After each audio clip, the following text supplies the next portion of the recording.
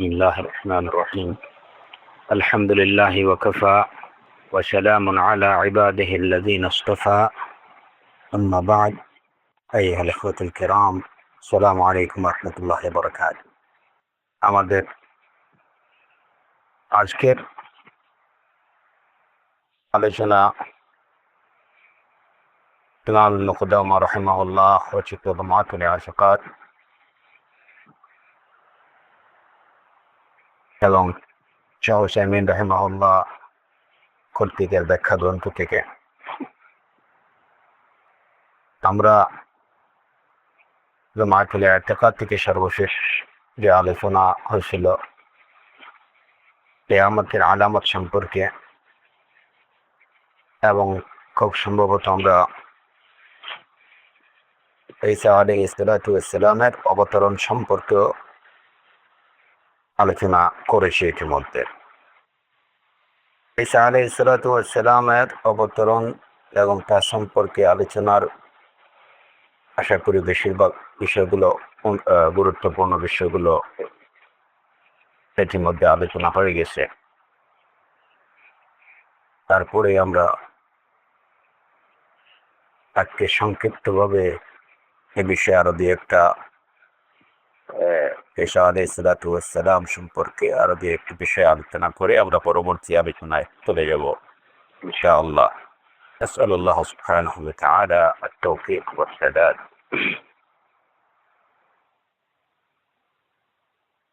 ঈসা আলাইহিস সালামের আগমন এটা কিয়ামতের অন্যতম একটা আলামত, কারণ যে কিয়ামতের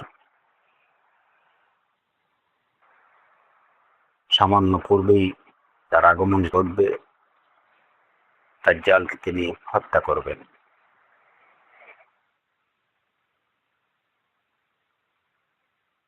দাজ্জালকে হত্যা করার পরে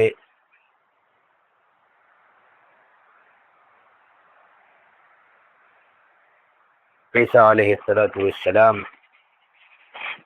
যে কাজগুলো করবেন সেগুলো হলো যে প্রথমত উনি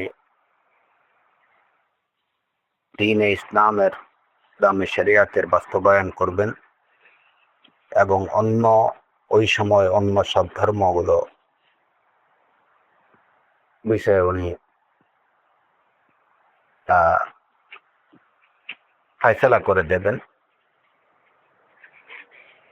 ওই সময় ঈসা আলাইহিস সালামের শাসনকালে ইসলামী শরিয়ত ব্যতীত বা দ্বীনে ইসলাম ছাড়া আর কোনো দিন থাকবে না, আর কোনো ধর্ম থাকবে না, অন্য কোনো শরিয়া থাকবে না।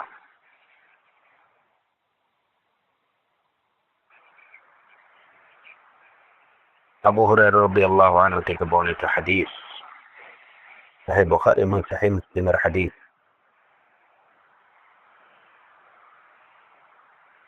আবু হুরায়রা রাদিয়াল্লাহু আনহু বলেন, أن النبي صلى الله عليه وسلم قال: والذي نفسي بيده ليوشكن أن ينزل فيكم ابن مريم حكما عدلا فيكسر الصليب ويقتل الخنزير ويدع الجزية।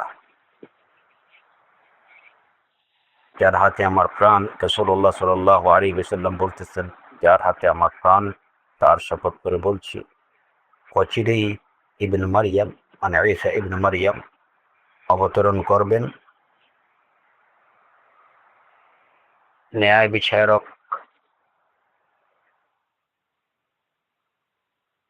ইনসাফ কায়েমকারী শাসক হিসাবে তিনি ক্রুশ ভেঙে ফেলবেন, খানজির বা শূকরগুলো হত্যা করবেন, ওয়াদাউল জিজিয়া এবং কর তিনি রহিত করে দেবেন।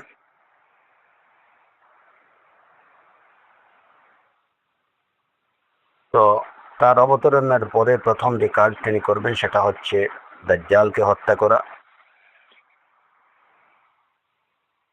এবং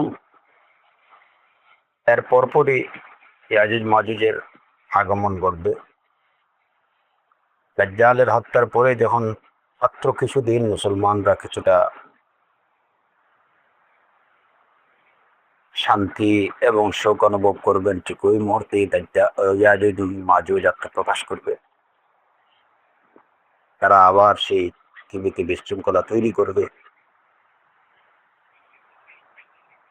ইয়াজুজ মাজুজের বিষয়টা শেষ হওয়ার পরে এবং এটা ঈসা আলাইহিস সালাতু ওয়াস সালামের দুনিয়াতে অবতরণের পরেই হবে। ইয়াজুজ মাজুজের বিষয়টা শেষ হওয়ার পরেই পুরা পৃথিবী জুড়ে তা অনাবিল শোক শান্তি বিরাজ করবে।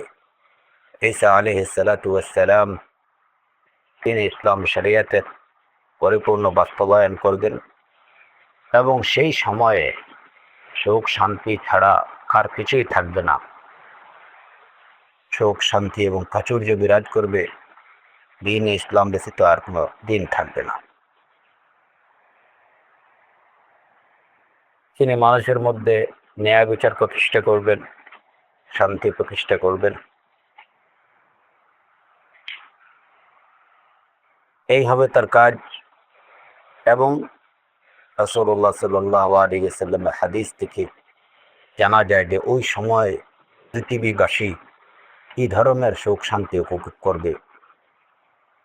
তখন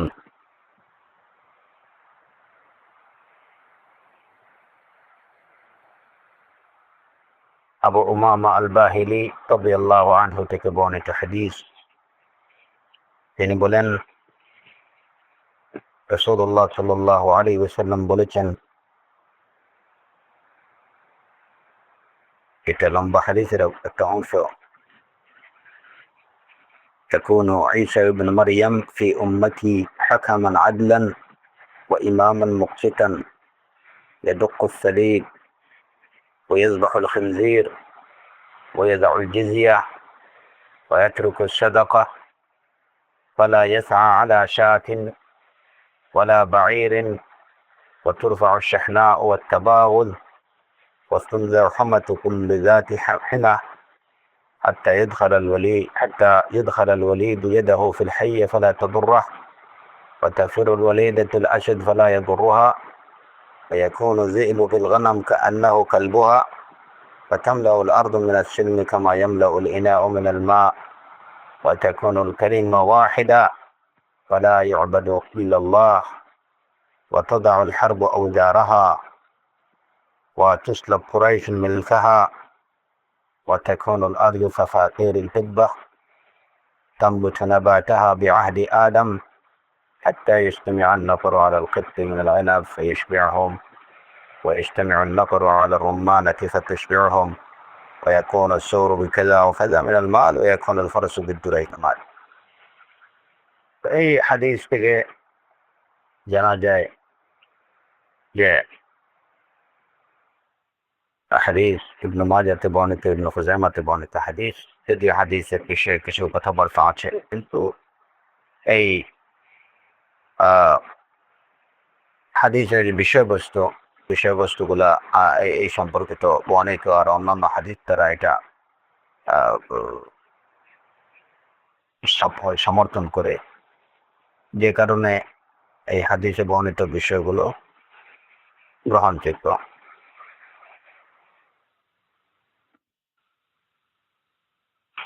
এই হাদিসে যেটা বলা হয়েছে, রাসূল সাল্লাল্লাহু আলাইহি ওয়াসাল্লাম বলছেন যে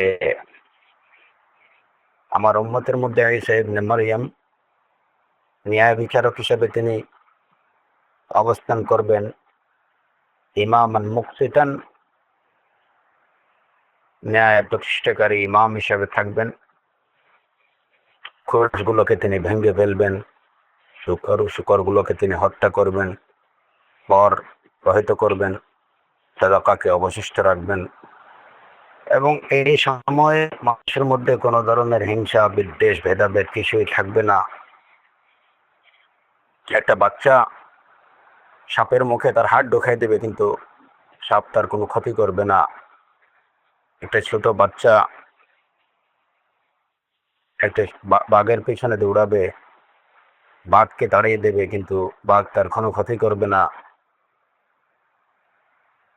মেষ এবং বাঘ একসাথে চরাচর করবে, একসাথে চরবে, বাঘগুলো মেষ ফলের কোনো ক্ষতি করবে না, এবং এই পৃথিবীটা শান্তিতে ভরে যাবে যেভাবে একটা পাত্র পানিতে ভরে যায়। এই সময় কালিমা একটাই হবে, সেটা হচ্ছে ইসলাম। আল্লাহ ব্যতীত আর কারো ইবাদত তখন করা হবে না। ওয়াতাদা আল হারবু আওজারাহা, এবং এই সময় আর কোনো যুদ্ধ বিগ্রহ কিচ্ছু থাকবে না।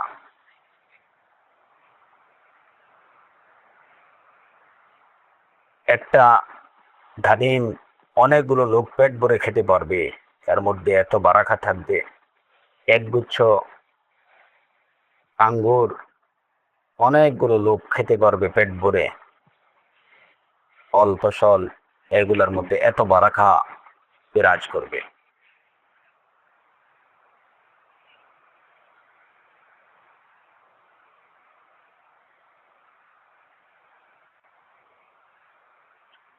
এবং অন্যান্য হাদিসে আছে যে ওই সময় একটা একদম খটখটা মাটিতেও যদি কেউ একটা বীজ ফেলে দেয়, তাহলে ওইখান থেকেও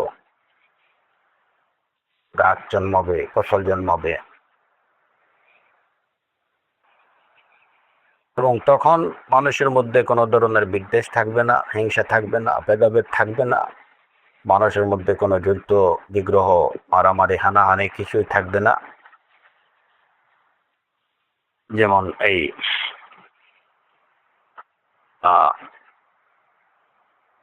মুসনাদে আহমদের হাদিসে বর্ণিত রাসূলুল্লাহ সাল্লাল্লাহু আলাইহি ওয়াসাল্লাম বলেছেন যে ওই সময় ينزل عيسى ابن مريم إماما عادلا وحكما مقسطا فيكسر الصليب ويقتل الخنزير ويرجع السلم ويتخذ السيوف مناجل. يتخذ السيوف يتخذ السيوف مناجل. يتخذ السيوف مناجل। ওই সময় তলোয়ার গুলোকে ধান কাটার যে কাঁচি, ধান কাটার কাঁচি বানিয়ে ফেলা হবে। কারণ তখন তলোয়ারের প্রয়োজন পড়বে না, মানুষের মধ্যে কোনো যুদ্ধ থাকবে না, পরস্পর কোনো মারামারি হানাহানি থাকবে না, যে কারণে তলোয়ারের কোনো কাজ থাকবে না। ওই তলোয়ারগুলো দিয়ে মানুষ ফসল কাটবে। ইত্তাখাযু সুয়ুফ মানাজিল। এরকম শান্তি বিরাজ করবে। এই শান্তিগুলো ঈসা আলাইহিস সালাতু ওয়াস সালামের সময় এবং তার পরবর্তী আরো বেশ কিছুদিন সমগ্র বিশ্বব্যাপী সুখ, শান্তি, প্রাচুর্য বিরাজ করবে।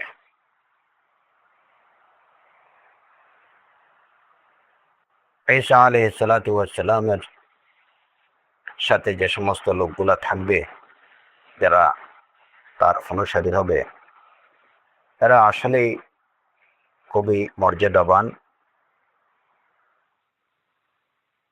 এটা রাসূলুল্লাহ সাল্লাল্লাহু আলাইহি ওয়াসাল্লামের হাদিস থেকে জানা যায়। নাসাঈতে বর্ণিত হাদিস, ইমাম আল-বানী রাহিমাহুল্লাহ এটাকে সহিহ বলেছেন। তাওবান রাদিয়াল্লাহু আনহু থেকে বর্ণিত হাদিস, তিনি বলেন রাসূলুল্লাহ সাল্লাল্লাহু আলাইহি ওয়াসাল্লাম বলেছেন, ইসাবাতানি মিন উম্মতি আহরাজাহুমুল্লাহু মিনান নার। ইসাবাতানি মিন উম্মতি আহরাজাহুমুল্লাহু মিনান নার। আমার উম্মতের দুইটা দলকে আল্লাহ আযজা ওয়া জাল জাহান্নাম থেকে নিরাপদ করে দিয়েছেন।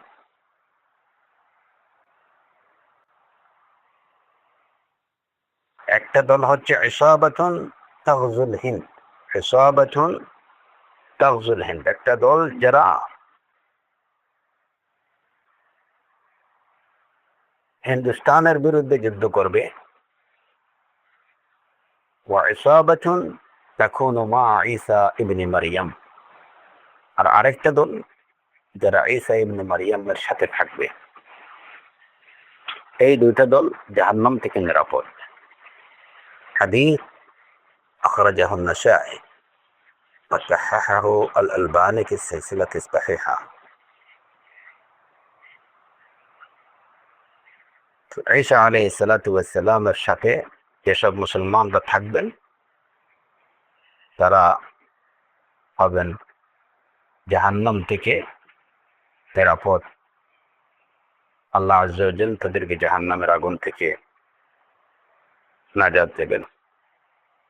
আর আরেকটা দল যারা ইসাবাতুন তাগযুল হিন্দ, যারা হিন্দুস্তানের বিরুদ্ধে যুদ্ধ করবে, সেটা হয়তো কিয়ামতের পূর্বে এরকম কোনো অবস্থা আসতে পারে।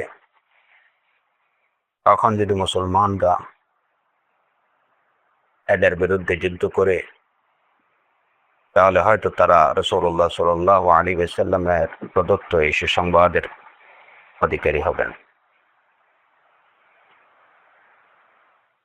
এখানে ছোট একটা প্রশ্ন, এর উত্তরটা জেনে রাখা ভালো যে এত সব নবীদের মধ্য থেকে আল্লাহ আযজা ওয়া জাল কিয়ামতের পূর্বে কেন ঈসা আলাইহিস সালাতু ওয়াস সালামকে পাঠাবেন, কিংবা কেনই বা তাকে আকাশে উঠিয়ে রাখা হলো, অন্য কোনো নবীকে কেন রাখা হলো না? অন্য নবীদেরকেও তো আকাশে রাখা হয়েছে, যেটা এই যে লাইলাতুল ইসরা রাসূলুল্লাহ সাল্লাল্লাহু আলাইহি ওয়াসাল্লাম দেখেছেন। এদের মধ্য থেকে, অন্যান্য নবীদের মধ্য থেকেও তো কাউকে পাঠিয়ে দেয়া যেত দুনিয়াতে, কিন্তু কেন ঈসা আলাইহিস সালাতু ওয়াস সালামকে পছন্দ করা হলো দুনিয়াতে পুনরায় অবতরণের জন্য? আসলে এসবের পেছনে কি হিকমা, আল্লাহু আ'লাম। এগুলা কাটাকাটি করা আমাদের কোনো প্রয়োজন নেই। বাট অবশ্যই এর পিছনে অসংখ্য হিকমা আছে, কারণ আল্লাহ সুবহানাহু ওয়া তাআলার প্রত্যেকটা কাজই প্রজ্ঞাপূর্ণ কাজ। এর পিছনে যত সহস্র হিকমা, প্রজ্ঞা রয়েছে, যেগুলা মানুষের জ্ঞান,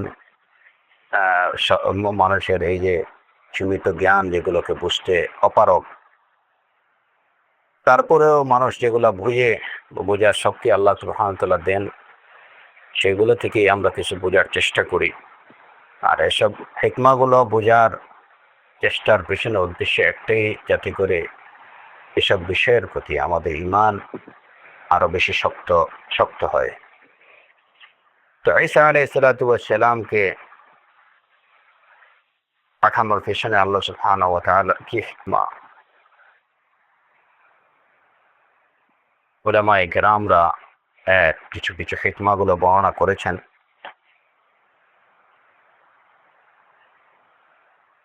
এর মধ্যে একটা হচ্ছে, তাকে পাঠানোর মাধ্যমে আল্লাহ আযজা ওয়া জাল ইহুদিদের সেই বিশ্বাসকে বা তাদের ওই ধারণাকে প্রতিহত করবেন। তাদের ধারণা যে তারা ঈসাকে হত্যা করেছে, তাদের এই যে বিশ্বাস, এই বিশ্বাস যে একটা ভ্রান্ত এবং বাতিল বিশ্বাস ছিল, সেটা প্রমাণ করার জন্যই আল্লাহ সুবহানাহু ওয়া তাআলা ঈসা আলাইহিস সালাতু ওয়াস সালামকে দুনিয়াতে আবারও পাঠাবেন, ইহুদিদেরকে মিথ্যা প্রতিপন্ন করার জন্য, তাদের বিশ্বাসকে ভ্রান্ত প্রমাণিত করার জন্য। তারা এই যে দাবি করে যে তারা ঈসা আলাইহিস সালাতু ওয়াস সালামকে হত্যা করেছে, এটা যে একটা বাতিল দাবি, মিথ্যা দাবি, সেটা প্রমাণ করার জন্যই তাকে পাঠানো হবে। এবং এর বিপরীত বিষয়টাও সাথে সাথে প্রমাণিত হবে। ইহুদিরা তারা দাবি করছিল যে তারা ঈসাকে হত্যা করেছে। ঈসা আলাইহিস সালাতু ওয়াস সালাম দুনিয়াতে পুনরায় অবতরণ করে তিনি ইহুদিদেরকে হত্যা করবেন এবং তাদের প্রধান যে দাজ্জাল, সেই দাজ্জালকেও তিনি হত্যা করবেন।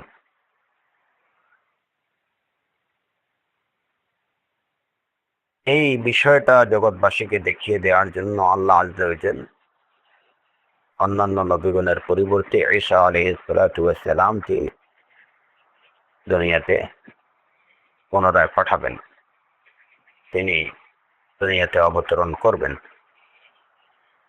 হাফিজ ইবনে হাজার রাহিমাহুল্লাহ এই হিকমাটাকে প্রাধান্য দিয়েছেন অন্যান্য হিকমাগুলোর উপরে, যে অন্যান্য উলামায়ে কেরাম আরো অনেক হিকমা এর পিছনে বর্ণনা করেছেন। ইবনে হাজার রাহিমাহুল্লাহ তিনি এই হিকমাটাকে বেশি প্রাধান্য দিয়েছেন।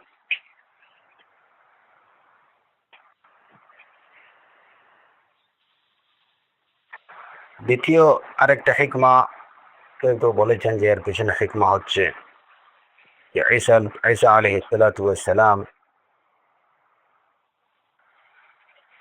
ইনজিলের মধ্যে, অর্থাৎ তার প্রতি প্রেরিত কিতাবের মধ্যে উম্মতে মুহাম্মদ সাল্লাল্লাহু আলাইহি ওয়াসাল্লামের ফজিলত সম্পর্কে জানতে পেরেছেন, যে মুহাম্মদ সাল্লাল্লাহু আলাইহি ওয়াসাল্লামের উম্মতরা অত্যন্ত মর্যাদাবান হবেন। যেমন কোরআনে কারীমে এই সম্পর্কে আল্লাহ আযজা ওয়া জাল্লা বলেছেন,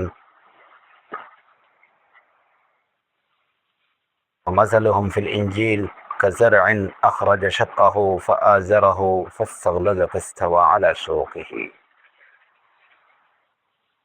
উম্মতে মুহাম্মাদের ফজিলত সম্পর্কে বলা হয়েছে। ইনজিলের মধ্যে ঈসা আলাইহিস সালাতু ওয়াস সালাম যখন মুহাম্মদ সাল্লাল্লাহু আলাইহি ওয়াসাল্লামের উম্মতের ফজিলত সম্পর্কে অবহিত হলেন, তখন তিনি আল্লাহ আযজা ওয়া জাল্লার কাছে প্রার্থনা করলেন যে তিনি যেন তাকে উম্মতে মুহাম্মাদের অন্তর্ভুক্ত করেন। আল্লাহ আযজা ওয়া জাল্লা তার সেই দোয়াকে কবুল করেন এবং তাকে অবশিষ্ট রাখেন, যাতে করে শেষ জামানায় তাকে মুহাম্মদ সাল্লাল্লাহু আলাইহি ওয়াসাল্লামের উম্মতের মধ্যে মুহাম্মদ সাল্লাল্লাহু আলাইহি ওয়াসাল্লামের উম্মত হিসাবে পাঠাবেন। এবং এই আগমনের মধ্য দিয়ে আরেকটা কাজও হবে, যে তিনি মুজাদ্দিদ হিসাবে মুহাম্মদ সাল্লাল্লাহু আলাইহি ওয়াসাল্লামের উম্মতের মধ্যে কাজ করবেন। তিনি ইসলামের বা ইসলামী শরীয়তের যে বিষয়গুলো বিস্মৃত হয়ে গিয়েছিল, তিনি সেগুলোকে আবার পুনর্জীবিত করবেন। সেই শরীয়তকে আবার তিনি চালু করবেন পুরো দমে। তো ঈসা আলাইহিস সালাতু ওয়াস সালামের এই দোয়াকে তিনি চাইছিলেন যে তিনি মুহাম্মদ সাল্লাল্লাহু আলাইহি ওয়াসাল্লামের উম্মত হওয়ার জন্য আল্লাহ আযজা ওয়া জাল্লার কাছে প্রার্থনা করছিলেন। আল্লাহ আযজা ওয়া জাল্লা তার সেই দোয়াকে কবুল করছেন এবং সেই হিসাবে তাকে শেষ জামানায় দুনিয়াতে পাঠানোর জন্য আল্লাহ আযজা ওয়া জাল্লা রেখে দিয়েছেন। আরেকটা হিকমা হতে পারে যে ঈসা আলাইহিস সালাতু ওয়াস সালাম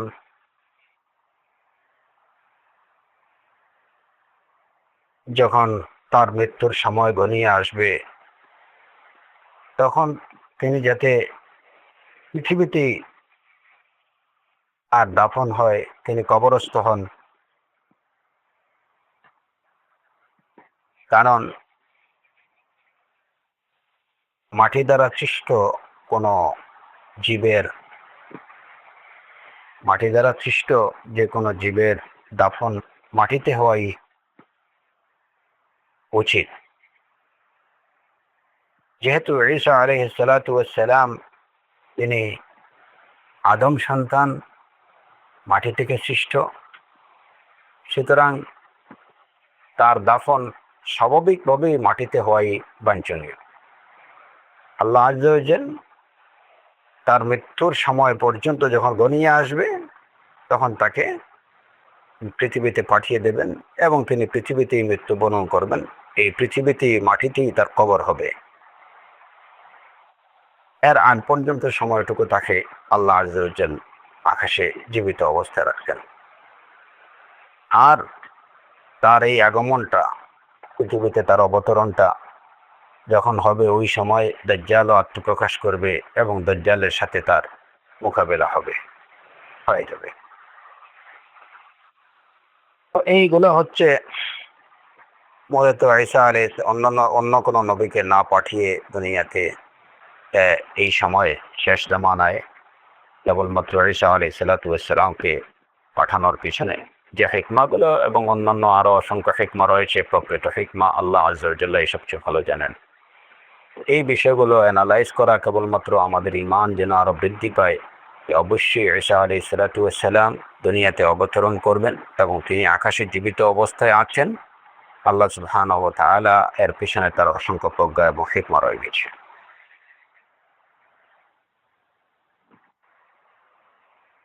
রাসূলুল্লাহ সাল্লাল্লাহু আলাইহি ওয়াসাল্লামের বলেছেন যে আমি ঈসা ইবনে মারইয়ামের সবচেয়ে যোগ্য এবং সবচেয়ে কাছের মানুষ। আনা আউলান নাস আনা আউলান নাস ঈসা ইবনে মারইয়াম। কারণ তিনি ঈসা আলাইহিসসালামের সাথে তার সবচেয়ে তার কাছের মানুষ, এই কারণে যে তার মধ্যে ঈসা আলাইহিসসালাম এবং মুহাম্মদ সাল্লাল্লাহু আলাইহি ওয়াসাল্লামের মধ্যকার সময় আর কোনো নবী আসেননি। আর ইমিডিয়েট পূর্ববর্তী নবী হচ্ছেন ঈসা আলাইহিসসালাম এবং ঈসা আলাইহিসসালামের ইমিডিয়েট পরের নবী হচ্ছেন মুহাম্মদ সাল্লাল্লাহু আলাইহি ওয়াসাল্লাম। তো এই দিক থেকে একজন আরেকজনের কাছাকাছি। আর তাছাড়া ঈসা আলাইহিসসালাম তার জাতিকে সর্বশেষ নবী মুহাম্মদ রাসূলুল্লাহ সাল্লাল্লাহু আলাইহি ওয়াসাল্লামের আগমনের সংবাদটুকু তিনি দিয়ে গেছেন। وإذ قال عيسى ابن مريم يا بني إسرائيل إني رسول الله إليكم مصدقا لما بين يدي من التوراة ومبشرا برسول يأتي من بعد اسمه أحمد ومبشرا برسول يأتي من بعد اسمه أحمد। আমি তোমাদেরকে সুখবর দিচ্ছি আমার পরে একজন রাসূলের যার নাম হবে আহমদ। ঈসা আলাইহিসসালাম মুহাম্মদ সাল্লাল্লাহু আলাইহি ওয়াসাল্লামের আগমনের সংবাদ দিয়ে গেছেন, যে কারণে ঈসা ইবনে মারইয়াম আলাইহিসসালামের সাথে রাসূলুল্লাহ সাল্লাল্লাহু আলাইহি ওয়াসাল্লামের একটা খুব কাছাকাছি একটা অবস্থান ছিল এবং তিনি খুবই কাছের ছিলেন রাসূলুল্লাহ সাল্লাল্লাহু আলাইহি ওয়াসাল্লামের। এই কারণে রাসূলুল্লাহ সাল্লাল্লাহু আলাইহি ওয়াসাল্লাম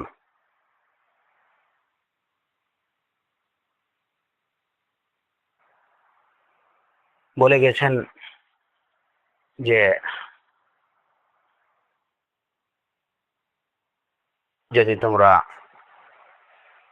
তাকে পাও তাহলে আমার সালাম তাকে পৌঁছাও। আবু হুরায়রা রাদিয়াল্লাহু আনহু থেকে বর্ণিত হাদিস, আন্না নবী সাল্লাল্লাহু আলাইহি ওয়াসাল্লাম قال يوشك المسيح عيسى ابن مريم أن ينزل حكما قسطا وإماما عدلا فيقتل الخنزير ويكسر الصليب وتكون الدعوة واحدة فأقرئوه তাকে আকরিউহু মানে তাকে আমার সালাম বলো। আকরিউ সালাম মির রাসূলিল্লাহ সাল্লাল্লাহু আলাইহি ওয়াসাল্লাম। তো রাসূলুল্লাহ সাল্লাল্লাহু আলাইহি ওয়াসাল্লাম সাহাবায়ে কেরামদেরকে বলেছেন যে তাকে আমার সালাম পৌঁছাও। আবু হুরায়রা রাদিয়াল্লাহু আনহুর মৃত্যুর সময় যখন ঘনিয়ে আসলো তখন তিনি রাসূলুল্লাহ সাল্লাল্লাহু আলাইহি ওয়াসাল্লামের অনুকরণে তিনিও তার সাথীদেরকে বললেন আকরিউহু মিন্নি সালাম, যে তোমরা আমার সালাম ঈসা আলাইহিসসালামকে পৌঁছিও। অন্য রিওয়ায়াতে আবু হুরায়রাতে বর্ণিত হাদিস, আন্না নবী সাল্লাল্লাহু আলাইহি ওয়াসাল্লাম قال إني لأرجو إن طال بي عمر أن ألقى عيسى ابن مريم فإن عجل بي موت فمن لقيه منكم فليقرئه مني السلام। مسند ইমাম আহমদ বর্ণিত হাদিস।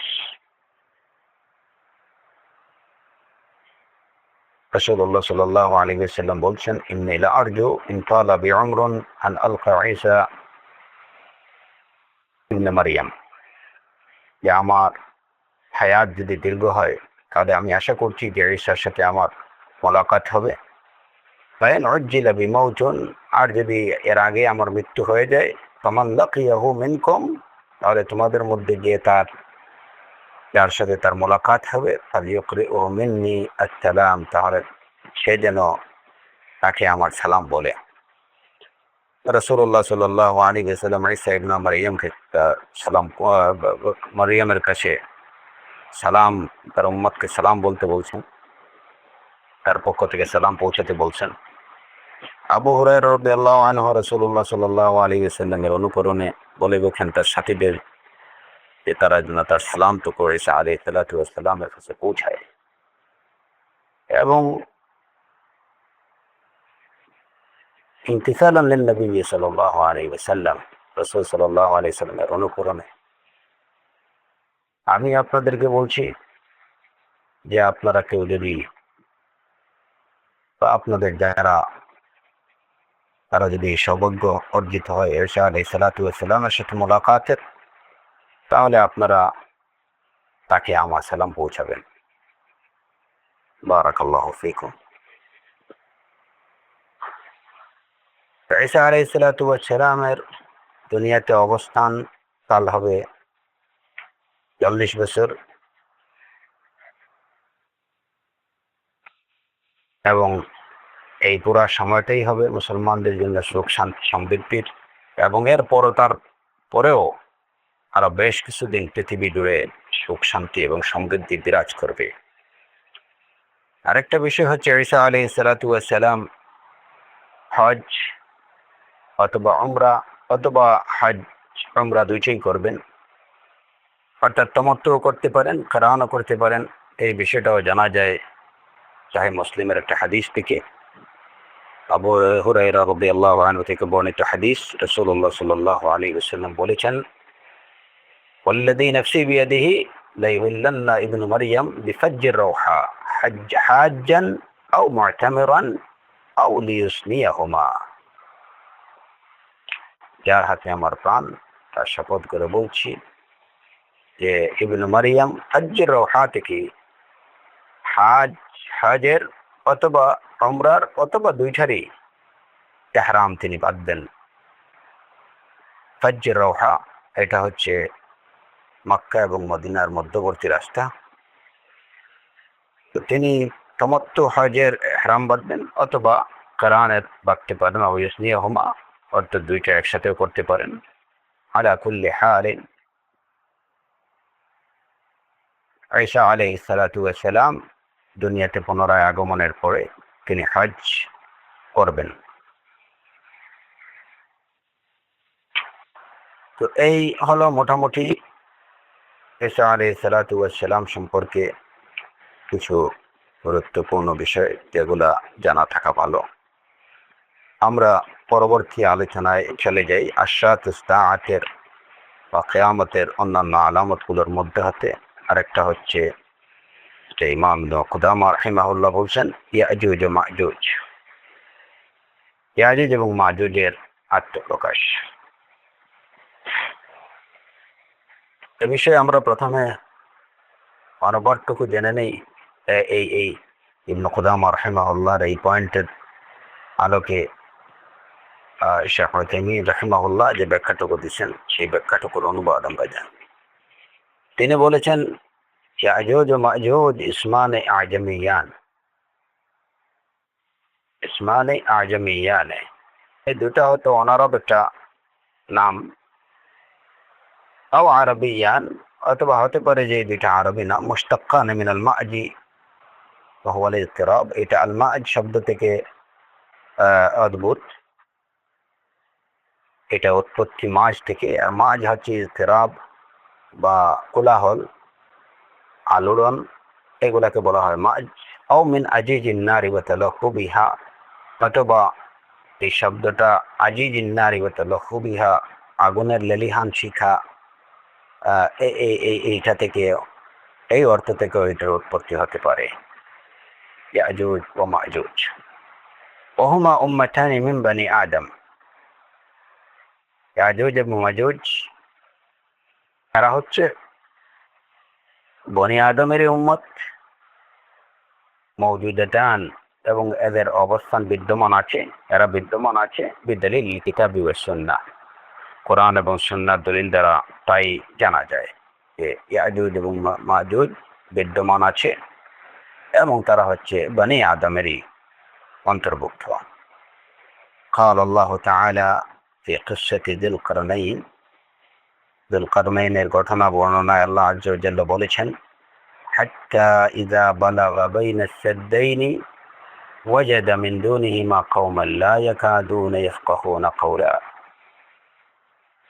যুল কারনাইন যখন তিনি দুই প্রাচীরের মধ্যবর্তী গিরিপথে যখন তিনি পৌঁছালেন, ওয়াজাদা মিন দুনিহিমা কওমান, সেখানে তিনি এমন এক সম্প্রদায়কে পেলেন, লা ইয়াকাদুনা ইয়াফকাহুনা কাওলা, যারা তার কথা কিছুই বুঝতে পারছিল না। ক্বালু ইয়া যাল কারনাইন ইন্না ইয়াজুজ ওয়া মাজুজ মুফসিদুনা ফিল আরদ। ওই সম্প্রদায় তাকে বলল, হে যুল কারনাইন, নিশ্চয় ইয়াজুজ এবং মাজুজ পৃথিবীতে বিশৃঙ্খলা সৃষ্টি করছে। ফাহাল নাজআলু লাকা খারাজান আলা আন তাজআলা বাইনানা ওয়া বাইনাহুম সাদ্দা। আমরা যদি আপনাকে কিছু পর প্রদান করতাম, আর আপনার যদি আমাদের জন্য একটা প্রাচীর তৈরি করে দিতেন, যাতে করে এরা আমাদের উপরে হামলা করতে না পারে, বা এই ইয়াজুজ মাজুজের দলগুলো আমাদের উপরে অতর্কিতে আক্রমণ করতে না পারে, সেই লক্ষ্যে আপনি যদি আমাদেরকে একটা প্রাচীর নির্মাণ করে দিতেন, আর আমরা আপনাকে এর পরিবর্তে কিছু পর দিতাম। এই প্রস্তাবটুকু তারা যুল কারনাইনকে দিল। সূরাতুল কাহফের আয়াত। وقال النبي صلى الله عليه وسلم يقول الله يوم القيامة। রাসূলুল্লাহ সাল্লাল্লাহু আলাইহি ওয়াসাল্লাম বলেছেন, ইয়াউমাল কিয়ামা আল্লাহ আযজা ওয়া জাল বলবেন, ইয়া আদম কুম ফাবআথ বা'থান নার মিন যুররিয়াতিক। ইয়া আদম, আপনি উঠুন, আপনি দাঁড়ান এবং আপনার সন্তানদের মধ্য থেকে জাহান্নামের জন্য নির্ধারিত যারা, তাদেরকে আপনি নিয়ে আসুন। আপনার সন্তানদের মধ্য থেকে যারা জাহান্নামের জন্য, যাদের ঠিকানা জাহান্নাম অবধারিত, তাদেরকে নিয়ে আসুন, তাদেরকে জাহান্নামে পাঠিয়ে দিন। এই হাদিসে ইলা আন ক্বালা রাসূলুল্লাহ সাল্লাল্লাহু আলাইহি ওয়াসাল্লাম, লম্বা হাদিস, যেটা এখানে শেখ হোসেন রাহিমাহুল্লাহ পুরোটা উল্লেখ করেননি। এই হাদিসের শেষের অংশটুকু তিনি বলছেন যে রাসূলুল্লাহ সাল্লাল্লাহু আলাইহি বললেন, আবশিরু বা ইন্না মিনকুম ওয়াহিদান ওয়া মিন ইয়াজুজ ওয়া মাজুজ আলফা।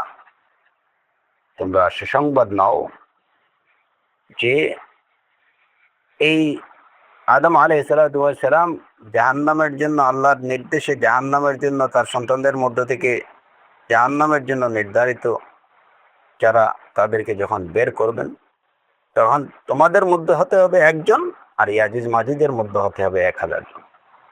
কারণ এই হাদিসটুকু প্রথম অংশ শোনার পরে সাহাবায়ে কেরামরা তাদের মধ্যে অনেকটা হতাশা বিরাজ করছিল যে এই যদি হয় অবস্থা, তাহলে আমরা বাঁচব কি করে, আমাদের কি অবস্থা হবে। ওই সময় রাসূলুল্লাহ সাল্লাল্লাহু আলাইহি ওয়াসাল্লাম তাদেরকে এই সুসংবাদটুকু দিলেন যে তোমাদের দুশ্চিন্তার কারণ নেই, কারণ ওই ইয়াজুজ মাজুজের মধ্য থেকে 1000 হবে এবং তোমাদের মধ্য থেকে একজন। মূল কথা হলো ইয়াজুজ এবং মাজুজ আদম সন্তানের মধ্যে থেকে হবে, আর আদম সন্তানের বানি আদম, এরা কোনো অন্য কোনো প্রাণী না, কিংবা অন্য কোনো জীব না। وخروجهم الذي يكون من أشراط الساعة لم يأتي بعد। এই ইয়াজুজ মাজুজের আত্মপ্রকাশ, যেটা কিয়ামতের আলামত, এটা এখনো প্রকাশ পায়নি। ওয়ালাকিন বাওয়াদিরুহু ওয়াজিদাত ফি আহদিন নবী সাল্লাল্লাহু আলাইহি ওয়াসাল্লাম। কিন্তু এর পূর্বাভাসগুলো রাসূলুল্লাহ সাল্লাল্লাহু আলাইহি ওয়াসাল্লামের সময়ই পাওয়া গেছে। وقد ثبت في الصحيحين أن النبي صلى الله عليه وسلم قال فتح اليوم من ردم يأجوج ومأجوج مثل هذه। পূর্ববাসগুলো রাসূল সাল্লাল্লাহু আলাইহি ওয়াসাল্লামের সময় প্রকাশ পেয়েছে। সহিহ বুখারী এবং সহিহ মুসলিমের হাদিস, রাসূলুল্লাহ সাল্লাল্লাহু আলাইহি ওয়াসাল্লাম একদিন বললেন, ফুতিহাল ইয়াউম মিন রাদমি ইয়াজুজ ওয়া মাজুজ মিসলা হাদিহি।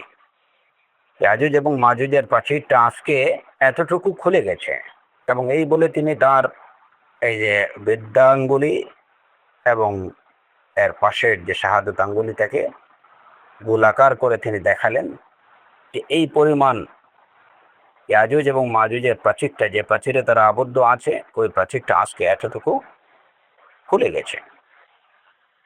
وعلق بإصبعه الإبهام والتي تليها। বুখারী এবং মুসলিমের হাদিস। তো বোঝা গেল যে ওই রাসূলুল্লাহ সাল্লাল্লাহু আলাইহি ওয়াসাল্লামের সময় ইয়াজুজ এবং মাজুজের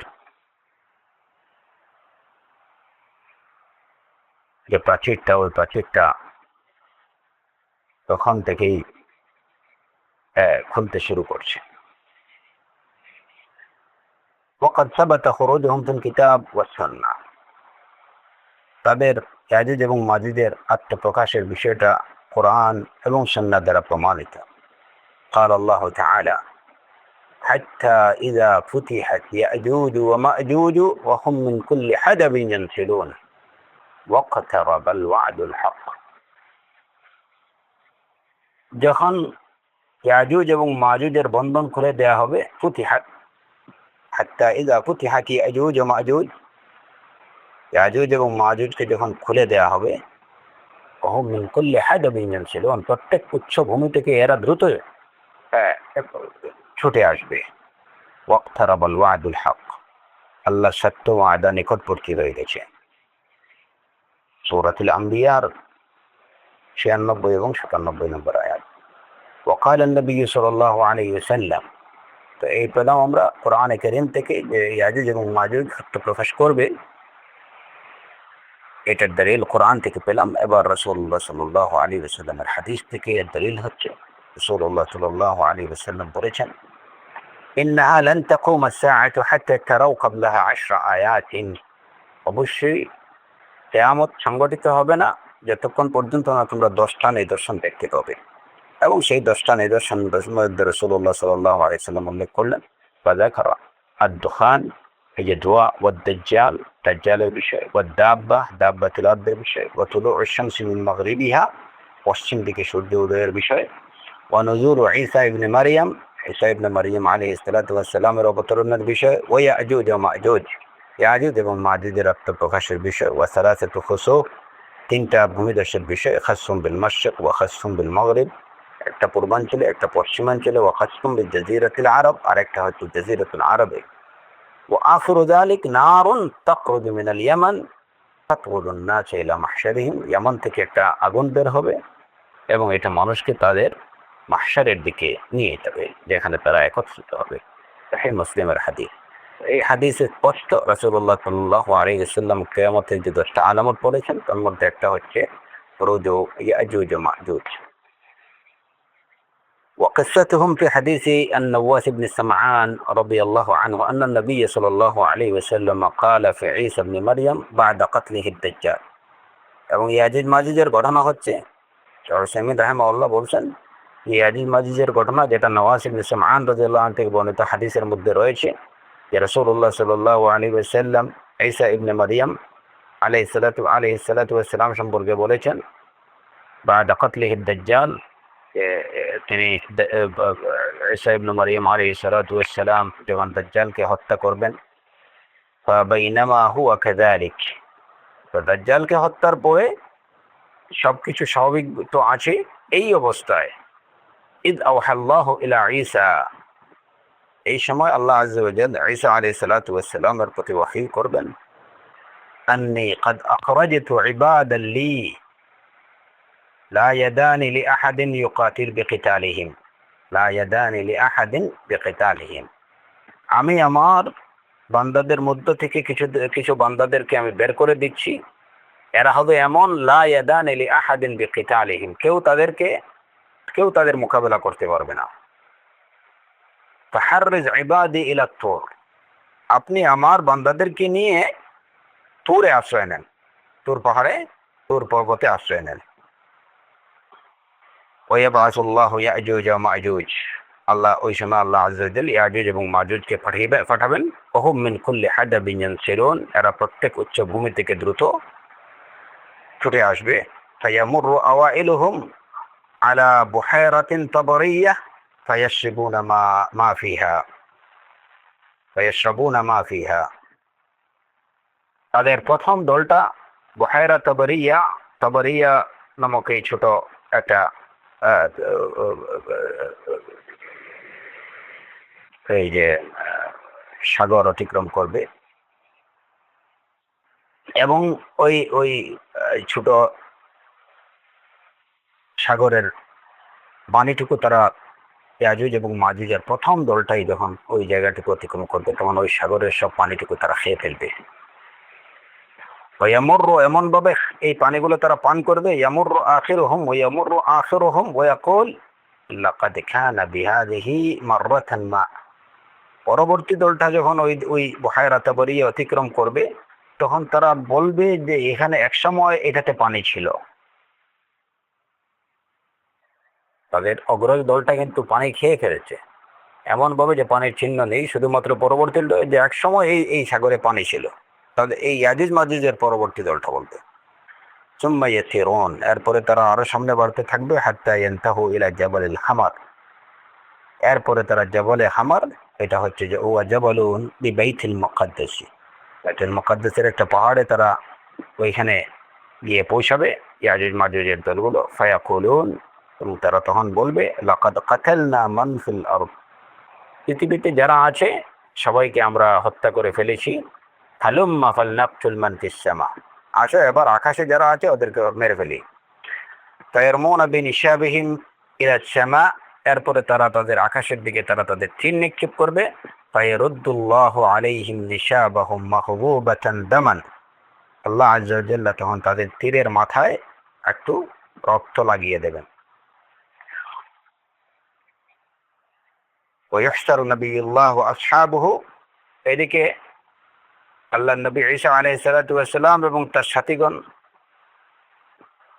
এরা ওই তুর পর্বতে অবরুদ্ধ অবস্থায় থাকবেন। হাত্তা ইয়াকুনা, তাদের অবস্থা হবে এমন, হাত্তা ইয়াকুনা রাসুস সাউর লিআহাদিহিম খায়রাম মিন মিআতি দিনারিন লিআহাদিকুম আল-ইয়াওম, একটা ষাঁড়ের মাথা তাদের কাছে এত মূল্যবান হবে 100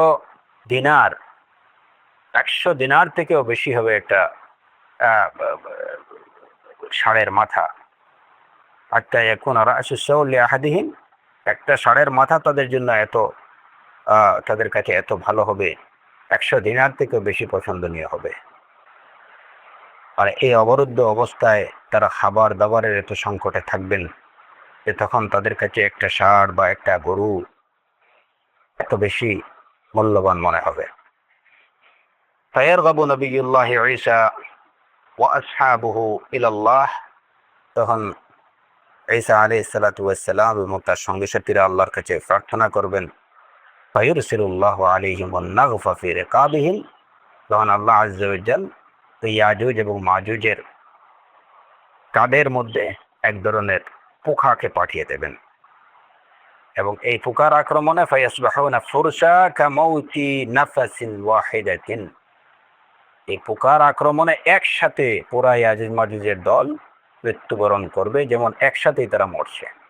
কানাফাসিন কামাউতি নাফাসিন ওয়াহিদা। সুম্মা ইয়াহবিতু নবিয়ুল্লাহ ঈসা ওয়া আসহাবুহু ইলাল আরদ, এরপরে ঈসা আলাইহিস সালাতু ওয়াস সালাম এবং তার সঙ্গী সাথীরা ওইখান থেকে নেমে আসবেন। ফালা ইয়াজিদুনা মাওদিআ শিবরিন ইল্লা মালাআহু জাহমাহুম ওয়া নাতনাহুম, তখন একটা বিগত জায়গা খালি পাবেন না, মানে প্রত্যেকটা জায়গায় ইয়াজুজ এবং মাজুজের এই যে মৃতদেহগুলো গন্ধ এবং পচা ছড়িয়ে আছে, পা ফেলার জায়গা নেই, এই অবস্থা হবে। তখন ফায়ারগাবু নবিয়ুল্লাহ ঈসা ওয়া আসহাবুহু ইলাল্লাহ, ঈসা আলাইহিস সালাম এবং তার সঙ্গী সাথীরা আল্লাহ আযজা ওয়া জাল্লার কাছে প্রার্থনা করবেন। ফায়ুরসিলু আলাইহিম তায়রান কাআনাকিল বুখত, তখন আল্লাহ আযজা ওয়া জাল উটের কাদের মতো বড় বড় কিছু পাখি পাঠাবেন, ফাতাহমিলুহুম ফাতুতরিহুহুম হাইসু শা আল্লাহ। এই পাখিগুলো এসে ইয়াজুজ মাজুজের মৃতদেহগুলো উঠিয়ে নিয়ে যাবে এবং আল্লাহর যেখানে ইচ্ছা এই পাখিগুলো তাদেরকে বহন করে নিয়ে ওই জায়গায় ফেলে দেবে। সহিহ মুসলিমের হাদিস। এই হচ্ছে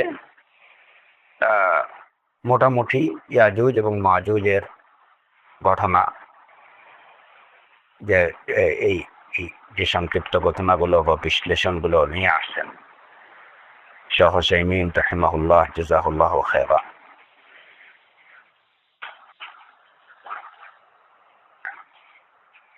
এখান থেকে আমরা প্রথমত সংক্ষিপ্তভাবে মৌলিক বিষয়গুলো আমরা জেনে গেলাম যে ইয়াজুজ মাজুজ এরা কারা এবং এদের মানে এরা যে আত্মপ্রকাশ করবে এই বিষয়টা কোরআন এবং সুন্নাহ দ্বারা প্রমাণিত। এরা জমিনে কি ধরনের বিশৃঙ্খলা সৃষ্টি করবে, কিভাবে এরা ধ্বংস হবে এবং তাদের ধ্বংসাবশেষগুলো, তাদের মৃতদেহগুলো কিভাবে আল্লাহ আযজা ওয়া জাল সরাবেন এবং মুসলমানদেরকে ঈসা আলাইহিস সালাম এবং তার অনুসারী তার সঙ্গী সাথীদেরকে কিভাবে এই অবস্থা থেকে পরিত্রাণ দেবেন, এই বিষয়গুলো জানা গেল। তো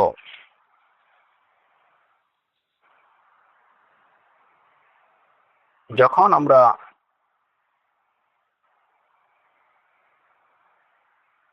এই ইয়াজুজ এবং মাজুজের ঘটনা জানবো, তখন ইয়াজুজ মাজুজের ঘটনা আলোচনা করলেই খুবই প্রাসঙ্গিকভাবে যে বিষয়টা চলে আসে সেটা হচ্ছে যুলকারনাইনের ঘটনা। কোরআনে কারীমে যে আয়াত দ্বারা ইয়াজুজ এবং মাজুজের বিষয়টা প্রমাণিত হয়, সেই আয়াতেই আল্লাহ আযজা ওয়া জাল যুলকারনাইনের কথা বলছেন। ওয়াসআলুনাকা আন যুলকারনাইন কুল সাআতলু আলাইকুম মিনহু যিকরা ইন্না মাক্কান্না লাহু ফিল আরদ ওয়া আতাইনাহু মিন কুল্লি শাইইন সাবাবা। ইয়াজুজ মাজুজের ঘটনাটা জানার জন্য যুলকারনাইনের ঘটনাটাও জানতে হয়, তাহলে ইয়াজুজ মাজুজের ঘটনাটা আরেকটু ভালোভাবে বোঝা এটা সম্ভব হবে।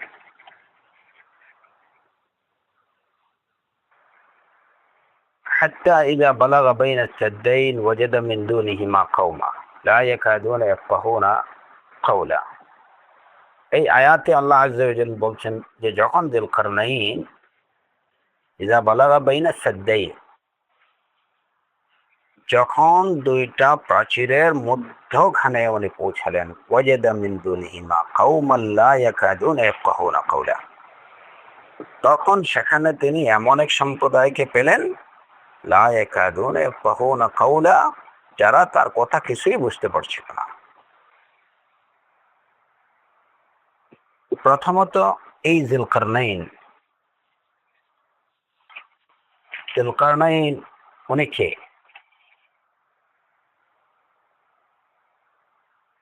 তার সম্পর্কে কোরআনে কারীমে আল্লাহ আযজা ওয়া জাল শুধু এইটুকু বলতেন, ওয়াসআলুনাকা আন যুলকারনাইন, যে রাসূলুল্লাহ সাল্লাল্লাহু আলাইহি ওয়াসাল্লামকে ইহুদিরা এসে যুলকারনাইন সম্পর্কে প্রশ্ন করলো, তো তিনি বললেন, আল্লাহ আযজা ওয়া জাল বলছেন, কুল সাআতলু আলাইকুম মিনহু যিকরা, নবী আপনি বলুন আমি তোমাদের কাছে তার কিছু অবস্থা বর্ণনা করব। সেই অবস্থা বর্ণনা করতে গিয়ে যেটুকু বললেন, ইন্না মাক্কান্না লাহু ফিল আরদ, আল্লাহ আযজা ওয়া জাল যুলকারনাইন সম্পর্কে বলছেন, ইন্না মাক্কান্না লাহু ফিল আরদ, আমি তাকে পৃথিবীতে প্রতিষ্ঠিত করেছিলাম, ওয়া আতাইনাহু মিন কুল্লি শাইইন সাবাবা, এবং প্রত্যেক বিষয়ের যে কার্য উপকরণ আমি তাকে দান করেছিলাম।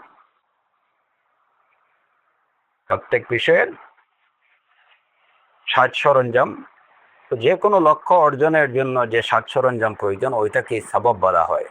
আতাইনাহু মিন কুল্লি শাইইন সাবাবা, যে কোনো কাজের জন্য যে সাজ সরঞ্জাম প্রয়োজন বা যে কোনো লক্ষ্য বা টার্গেট পৌঁছানোর জন্য যে ম্যাটেরিয়ালসগুলো প্রয়োজন সেগুলো আমি তাকে দিয়েছিলাম। আতিনা মিন কুল্লি শাইইন সাবাবা।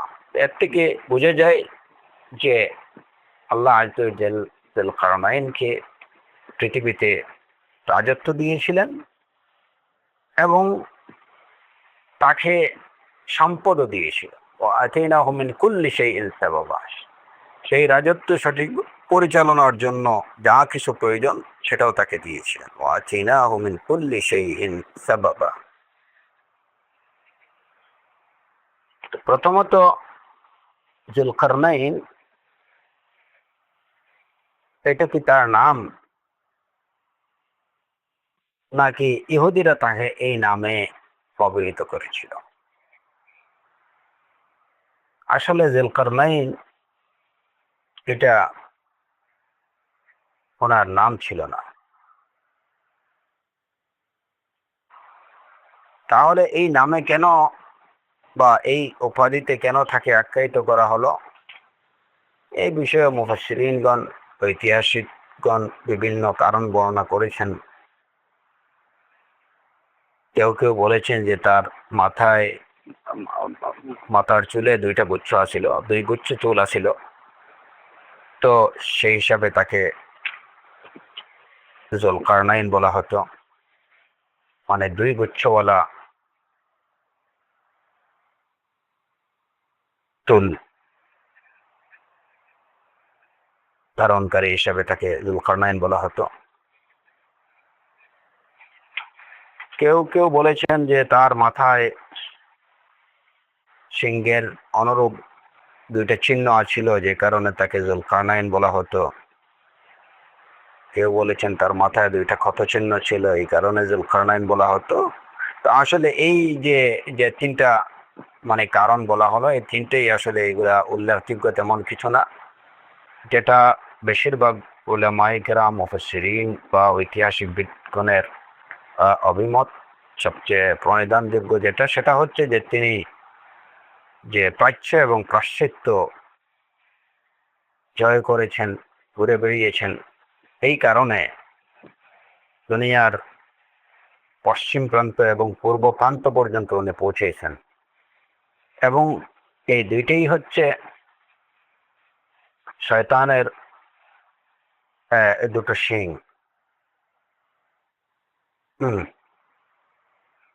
সেই হিসাবে তাকে জুলকারনাইন বলা হতো এবং এই নামেই তিনি খ্যাতি লাভ করেছেন সবচেয়ে বেশি। প্রাচ্য এবং পাশ্চাত্য, পূর্ব প্রান্ত এবং পশ্চিম প্রান্ত, সূর্যের উদয়স্থল এবং সূর্যের অস্তস্থল, যে জায়গায় সূর্যের অস্ত যায়, তো এই দুইয়ের মধ্যবর্তী জায়গায় বাইনা কারনাই শায়াতিন, এই হিসেবে আগে জুলকারনাইন বা দুই সিংওয়ালা বলে অভিহিত করা হয়েছে।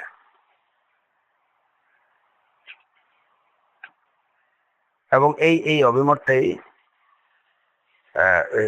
বেশি প্রণিধানযোগ্য,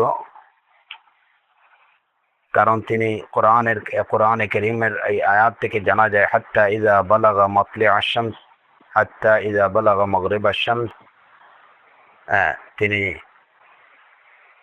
সূর্যের উদয়স্থলে পৌঁছেছেন এবং সূর্যের অস্ত যাওয়ার স্থলে তিনি পৌঁছেছেন।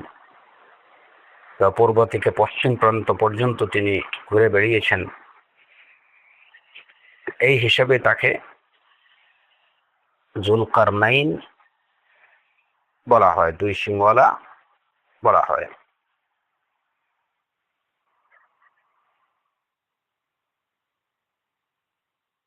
এই যে শয়তানের সিং উদিত হয় এবং শয়তানের সিং যেখানে পশ্চিম প্রান্তে, যেখানে সূর্য অস্তমিত হয়,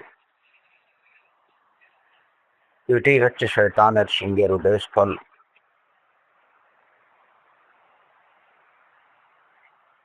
এখানে কথা হচ্ছে যে তার প্রকৃত নাম, যেহেতু যুলকারনাইন এটা তার নাম না, তার প্রকৃত নাম কি, তার প্রকৃত নাম সম্পর্কে বিশুদ্ধ সূত্রে কিছুই জানা যায় না। তার প্রকৃত নাম সম্পর্কে বিশুদ্ধভাবে কোনো কিছু বিশুদ্ধ সূত্রে কিছু জানা যায়নি। কেউ কেউ বলেছেন যে তার নাম হচ্ছে, যেমন এই যে মানে আবু রায়হান আল বেরুনি, আবু রায়হান আল বেরুনি তিনি তার কিতাবু আসার আল বাকিয়া আনিল কুরুন আল খালিয়া এই গ্রন্থে তিনি বলেছেন যে যুলকারনাইনের, কোরআনে কারিমে বর্ণিত যুলকারনাইনের নাম হচ্ছে আবু বকর ইবনে সুমাই ইবনে ওমর, আবু বকর ইবনে সুমাই ইবনে ওমর।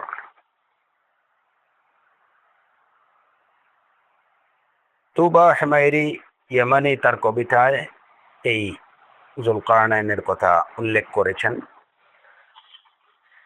তুব্বা আল হিময়ারি, তুব্বা আল হিময়ারি জামানের একজন কবি, তিনি তার কবিতায় এই যুলকারনাইনের কথা উল্লেখ করেছেন।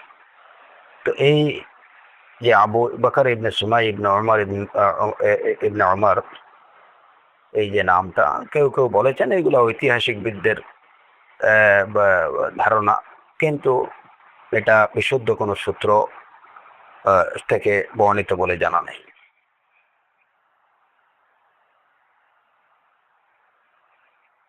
ইমাম ইবনে কাসির রাহিমাহুল্লাহ বলেছেন যে তার আল বিদায়া ওয়ান নিহায়া গ্রন্থে তিনি বলেছেন যে যুলকারনাইন মানে কোরআনে কারিমে বর্ণিত যুলকারনাইন ইয়ামানের তিনজন সম্রাটের মধ্যে প্রথম সম্রাট ছিলেন। অর্থাৎ ইয়ামানের তিনজন সম্রাটের নাম যুলকারনাইন, তিনজনের নামই যুলকারনাইন ছিল। কোরআনে বর্ণিত যে যুলকারনাইন উনি হচ্ছে সেই তিন সম্রাটের প্রথম সম্রাট।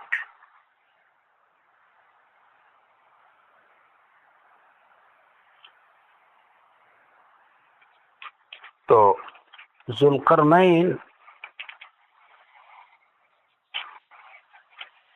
এই নামে আরো এই যে মূলত দেখা যায় যে চারজন লোকের নাম পাওয়া যায়।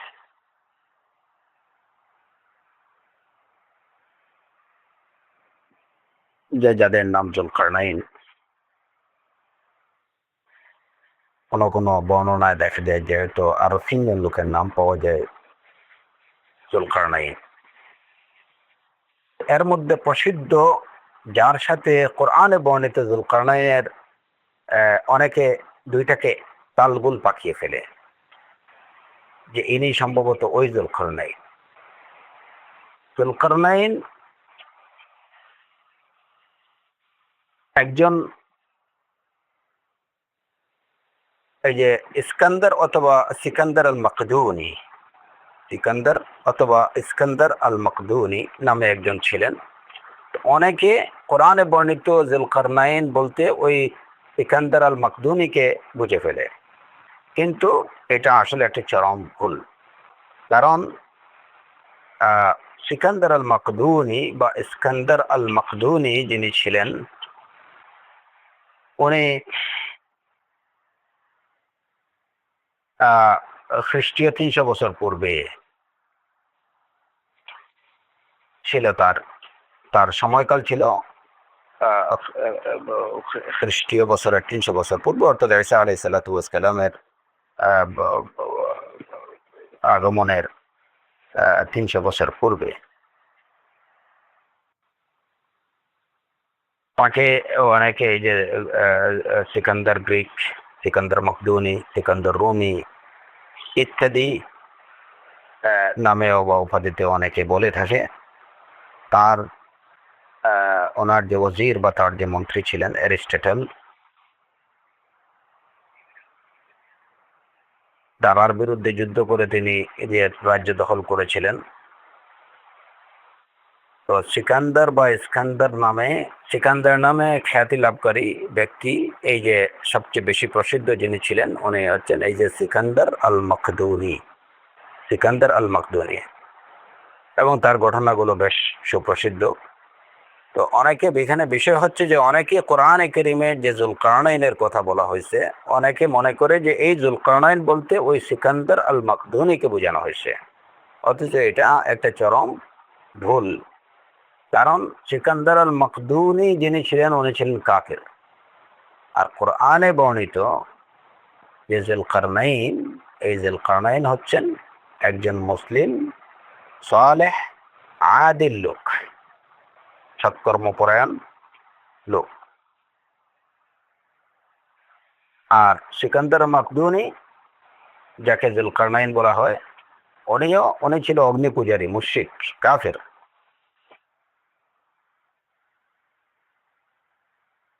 তো তার, সিকান্দার আল মকদুনির সময় ছিল খ্রিস্টীয় 300 বছর পূর্বে।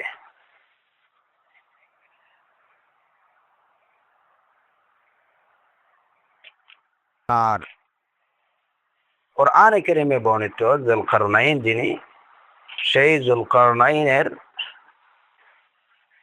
সময়কাল যতটুকু জানা যায় গ্রহণযোগ্য সূত্রে, সেটা হচ্ছে খ্রিস্টীয় 2000 বছর পূর্বে ছিল তার সময়কাল। কোরআনে কারীমে বর্ণিত যুলকারনাইনের শাসনকাল ছিল খ্রিস্টীয় 2000 বছর পূর্বে, এবং অনেকেরই অভিমত হচ্ছে সেটা হচ্ছে ইব্রাহিম আলাইহিস সালাতু ওয়াস সালামের সময়কালে।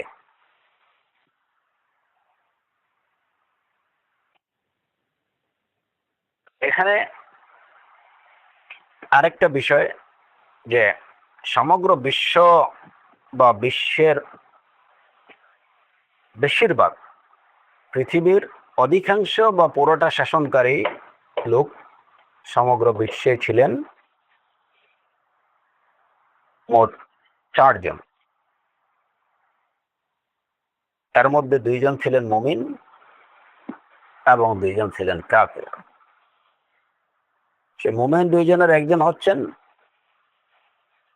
সুলাইমান আলাইহিস সালাতু ওয়াস সালাম, এবং আরেকজন হচ্ছেন কোরআনে কারীমে বর্ণিত যুলকারনাইন।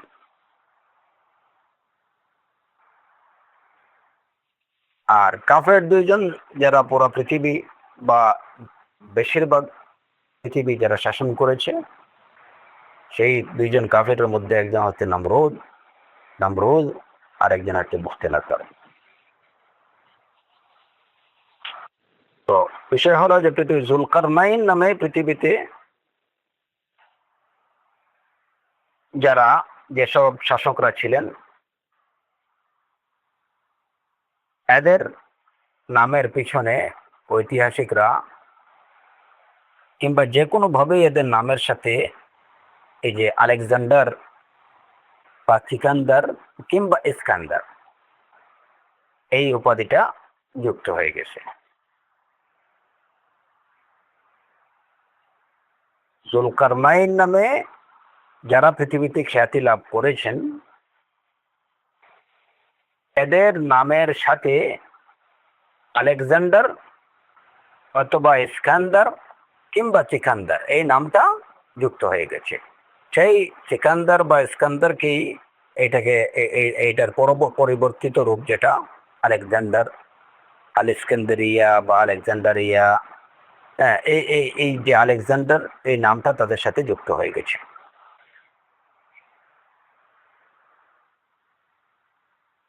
তো উল্লেখযোগ্য বিষয় যেটা এখানে অবশ্যই মনে রাখবেন আপনারা, যে কোরআনে কারীমে বর্ণিত যে যুলকারনাইন উনি হচ্ছেন মুমিন, যে আলেকজান্ডার হোক বা যেই হোক। আর যার সাথে এই এই অনেকেই যেটা ভুল মনে করে যে এখানে যুলকারনাইন বলতে সেই এই যে সিকান্দার আল মকদুনি, সেই সিকান্দার আল মকদুনি কোনোভাবেই কোরআনে কারীমে বর্ণিত যুলকারনাইন না। কারণ কোরআনে কারীমে বর্ণিত যুলকারনাইন উনি ছিলেন ইমানদার, সৎকর্মশীল, ইমাম আদিল, হাকিম আদিল ছিলেন, ন্যায়পরায়ণশীল বা হাকিম ছিলেন। কর্মপরায়ণশীল লোক ছিলেন। আর পক্ষান্তরে সেই সিকান্দার আল মাকদুমি বা ওই যে আলেকজান্ডার আল মাকদুনি বা আলেকজান্ডার রুমি যাকে বলা হয়, কিংবা আলেকজান্ডার দ্য গ্রিক যাকে বলা হয়, ওরা ছিল মুশরিক, অগ্নি পূজারী। এবং আরেকটা বিষয় যে আলেকজান্ডার রুমি বা সিকান্দার মাকদুনি, তার সময়কাল ছিল খ্রিস্টীয় 300 বছর পূর্বে।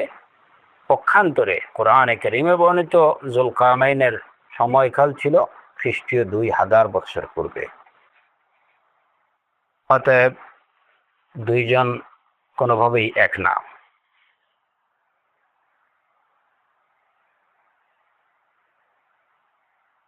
এবং ঐতিহাসিকরা আরেকটা বিষয় লিখছেন যে সিকান্দার রুমি বা সিকান্দার মাকদুনি যিনি, তার ওয়াজির ছিলেন অ্যারিস্টটল। পক্ষান্তরে জুলকারনাইনের ওয়াজির বা মন্ত্রী ছিলেন খিজির আলাইহিস সালাতু ওয়াস সালাম। তো এই এই যে এই বিষয়গুলো যেমন ইবনে কাসির রাহিমাহুল্লাহ বিদায়া নিহায়াতে তিনি এই বিষয়গুলো উল্লেখ করছেন। যদিও এই সমস্ত এগুলো হচ্ছে জাস্ট একটা ঐতিহাসিক মতামত,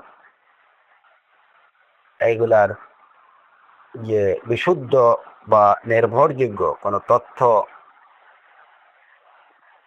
বা সূত্র আসলে ওইভাবে কেউই উল্লেখ করতে পারেননি। জাস্ট বিষয়গুলো জানার জন্যই বলা। এবং কে ছিলেন, কি ছিলেন, ওই সমস্ত বিষয়গুলা খুব ইম্পর্টেন্ট না। যতটুকু আমাদের জানার দরকার কোরআনে কারীম আমাদেরকে সেটুকু জানাইতেছে। এবং আরেকটা বিষয় দেখেন, ويسألونك عن ذي القرنين قل سأتلو عليكم منه ذكرا إنا مكنا له في الأرض وآتيناه من كل شيء سببا। ইহুদিরা যখন এসে রাসূলুল্লাহ সাল্লাল্লাহু আলাইহি ওয়াসাল্লামকে জিজ্ঞেস করলো যুলকারনাইন সম্পর্কে, তখন তিনি কোরআনের ভাষায় যেটুকু জানাই দিলেন, এটাতেই তারা কি হয়ে গেল, সন্তুষ্ট। তাদের জবাব পেয়ে গেল। কিন্তু ইহুদিরাও কিন্তু পাল্টা প্রশ্ন করেনি যে যুলকারনাইনের নাম কি ছিল, উনি কত সালে ছিলেন, খ্রিস্টীয় কত বছর পূর্বে ছিলেন, কোন এলাকায় ছিলেন। হ্যাঁ, এই সমস্ত যদিও ইহুদিদের এই যে তারা এই স্বভাবগুলো তাদের মধ্যে ছিল, কিন্তু তারপরেও কোরআনে কারীমের প্রদত্ত এই জবাবগুলো পাওয়ার পরে এর অতিরিক্ত তারা কিছু চায়নি। এবং আমরা দেখি যে সাহাবায়ে কেরাম রিদওয়ানুল্লাহি আলাইহিম আজমাইন, তারাও কিন্তু যখন এই ঘটনাটা কোরআনে কারীমের মাধ্যমে তাদের সামনে আসলো, তখন তারা কিন্তু রাসূলুল্লাহ সাল্লাল্লাহু আলাইহি ওয়াসাল্লামকে এ বিষয়ে এর অতিরিক্ত কোনো প্রশ্ন করে বিরক্ত করেননি। যেটুকুর মধ্যে ইসলাম মুসলমানের ফায়দা আছে, যতটুকু জানা প্রয়োজন, আল্লাহ আযজা ওয়া জাল্লা জানিয়ে দিয়েছেন তার নবী সাল্লাল্লাহু আলাইহি ওয়াসাল্লামের মাধ্যমে। এবং এতটুকু দেখে তারা ইক্তেফা করেছেন, এটাকেই তারা যথেষ্ট মনে করেছেন। হ্যাঁ, আর বেশি খোঁজাখুঁজি বা এর থেকে বেশি কোনো কিছু জানার প্রয়োজন তারা বোধ করেননি। সুতরাং এই যে মানে অতি উৎসাহী কিংবা অতি পাণ্ডিত্য দেখাতে গিয়ে অনেকেই দেখা যায় যে আননেসেসারি কাজের মধ্যে যে বিষয়গুলোর মধ্যে আসলে মুসলমানদের কোনো তেমন কোনো ফায়দা নেই, ওই সমস্ত বিষয়ের পিছনে তারা অনেক বেশি সময় ব্যয় করেন। এবং এতে করে হয় কি যে অনেক সময় এমন কিছু তথ্য উপাত্ত তারা উপস্থাপন করেন যেগুলো আসলে ভিত্তিহীন। প্রথমত কথা হলো যেগুলোর মধ্যে আসলে মুসলমানদের জন্য কোনো ফায়দা নেই। এবং দ্বিতীয় বিষয় হলো যে অনেক ভিত্তিহীন অনেক তথ্য উপাত্ত বা ভ্রান্ত অনেক তথ্য উপাত্ত তারা নিয়ে আসেন। তো এটা খুবই স্বাভাবিক, কারণ মানুষ যখন কোনো সঠিক সূত্র ছাড়া কোনো উদ্দেশ্যহীনভাবে যখন কোনো কিছু খুঁজতে থাকবে, তখন অনেক ভ্রান্ত এবং বিভ্রান্তকারী বিষয়গুলো তার সামনে আসবে। এটাই স্বাভাবিক।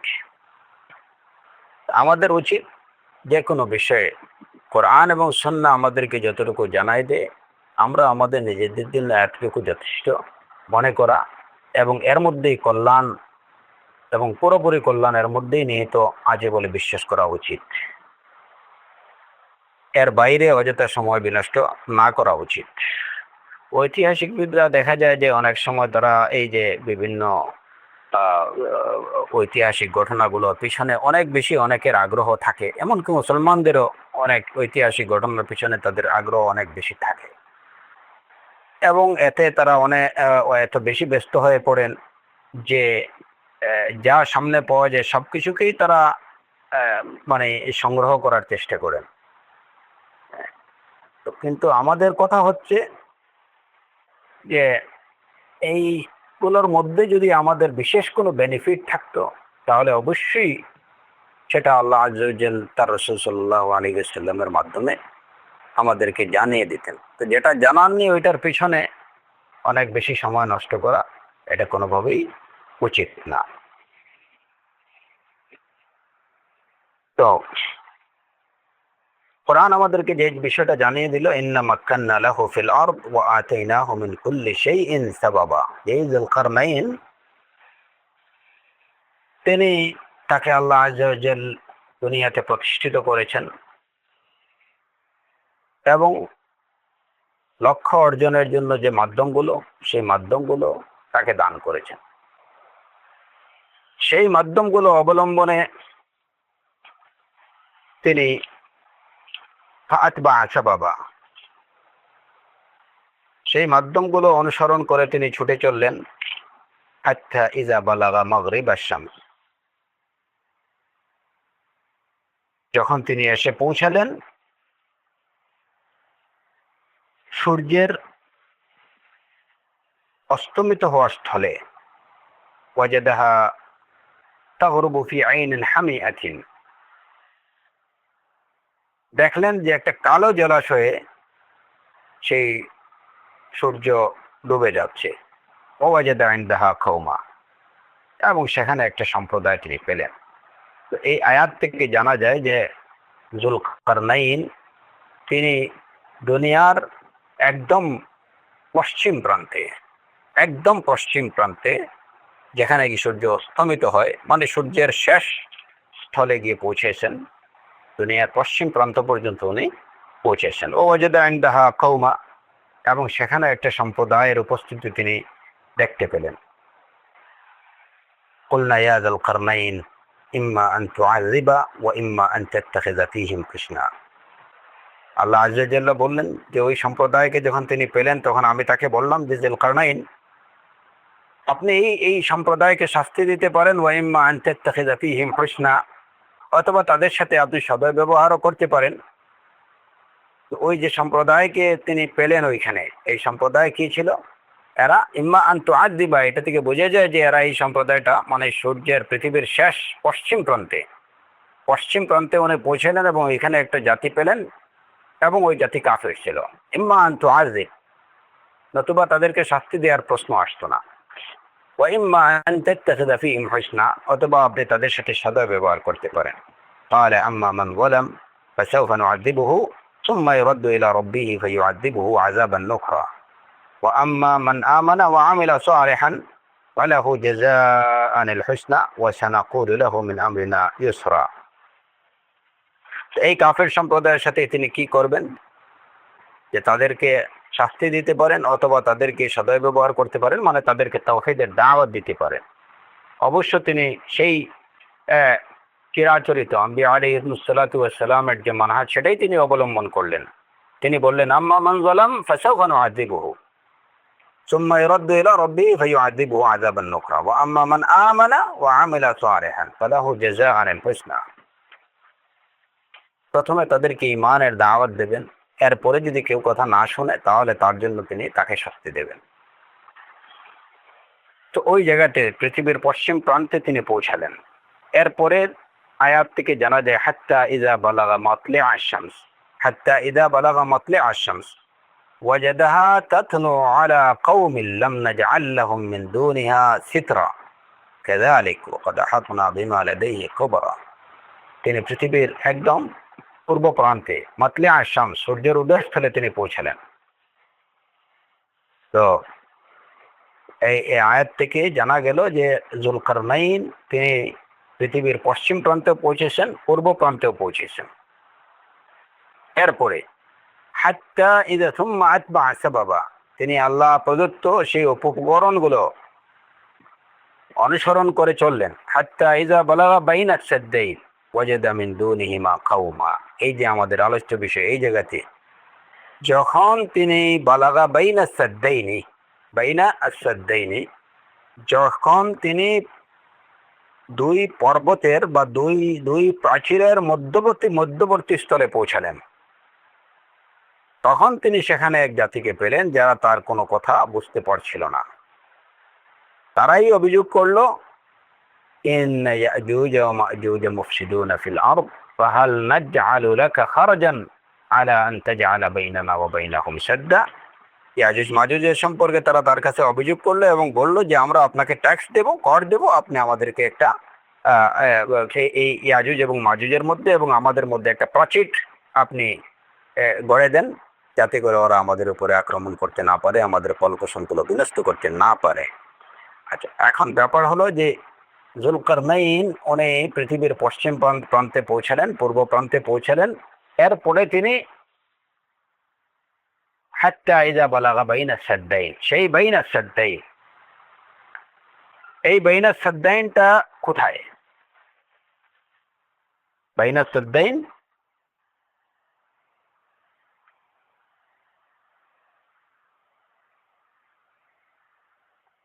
পূর্ব পশ্চিম প্রান্তে সেই সীমা পর্যন্ত পৌঁছালেন যেখানে এর পরে আর কি ছিল না, পৃথিবীর কোনো জনপদ অবশিষ্ট ছিল না। এবং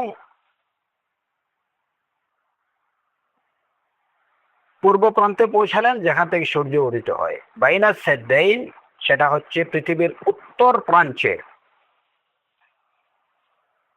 পৃথিবীর সর্ব উত্তর প্রান্তের পাহাড়ি এলাকায় তিনি পৌঁছালেন, বাইনা সাদ্দাইন। এই বাইনা সাদ্দাইনটা পৃথিবীর যে উত্তর প্রান্তে, সর্ব উত্তর প্রান্ত,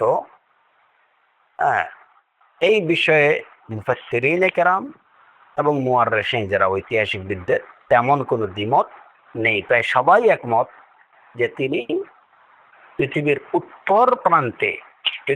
উত্তর প্রান্তে গিয়ে সেই ইয়াজুজ মাজুজের অবস্থান স্থলে তিনি পৌঁছালেন।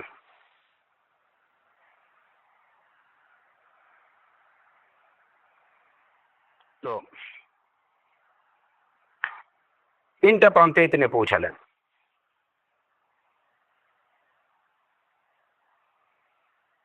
মুফাসসিরিন এবং মুআররিখিনদের এই অভিমত থেকে, যেটা প্রায় সর্বসম্মত অভিমত, বাইনা সাদ্দাইন দুই পাহাড়ের মধ্যবর্তী স্থল কিংবা দুই প্রাচীরের মধ্যবর্তী স্থল, এটা হচ্ছে পৃথিবীর উত্তর প্রান্তে। এই অভিমতকে অনুসরণ করলে আমরা এটুকু বলতে পারি যে ইয়াজুজ এবং মাজুজের যে জায়গাতে তারা আটকা আছে সেটা হচ্ছে পৃথিবীর সর্ব উত্তরাঞ্চলে। এখন সর্ব উত্তরাঞ্চল এটা হতে পারে কিংবা উত্তরাঞ্চল, এটা নিশ্চিত, কিন্তু সর্ব উত্তরাঞ্চল কিনা এই বিষয়টা খুব জোর দিয়ে বলার কোনো বিশ্বস্ত সূত্র বা মানে নির্ভরযোগ্য কোনো সূত্র নেই যে একদম সর্ব উত্তর প্রান্ত, সেটা বলা যাচ্ছে না। কিন্তু এটা উত্তরাঞ্চল, পৃথিবীর উত্তরাঞ্চল, সেটা অনেকটা নিশ্চিতভাবেই বলা যায় যে ইয়াজুজ এবং মাজুজের অবস্থান স্থল হচ্ছে পৃথিবীর উত্তরাঞ্চলে।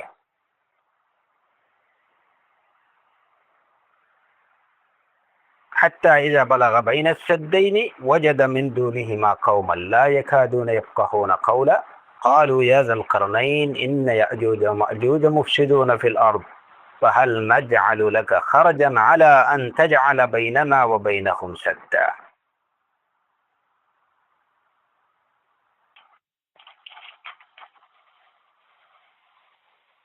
তো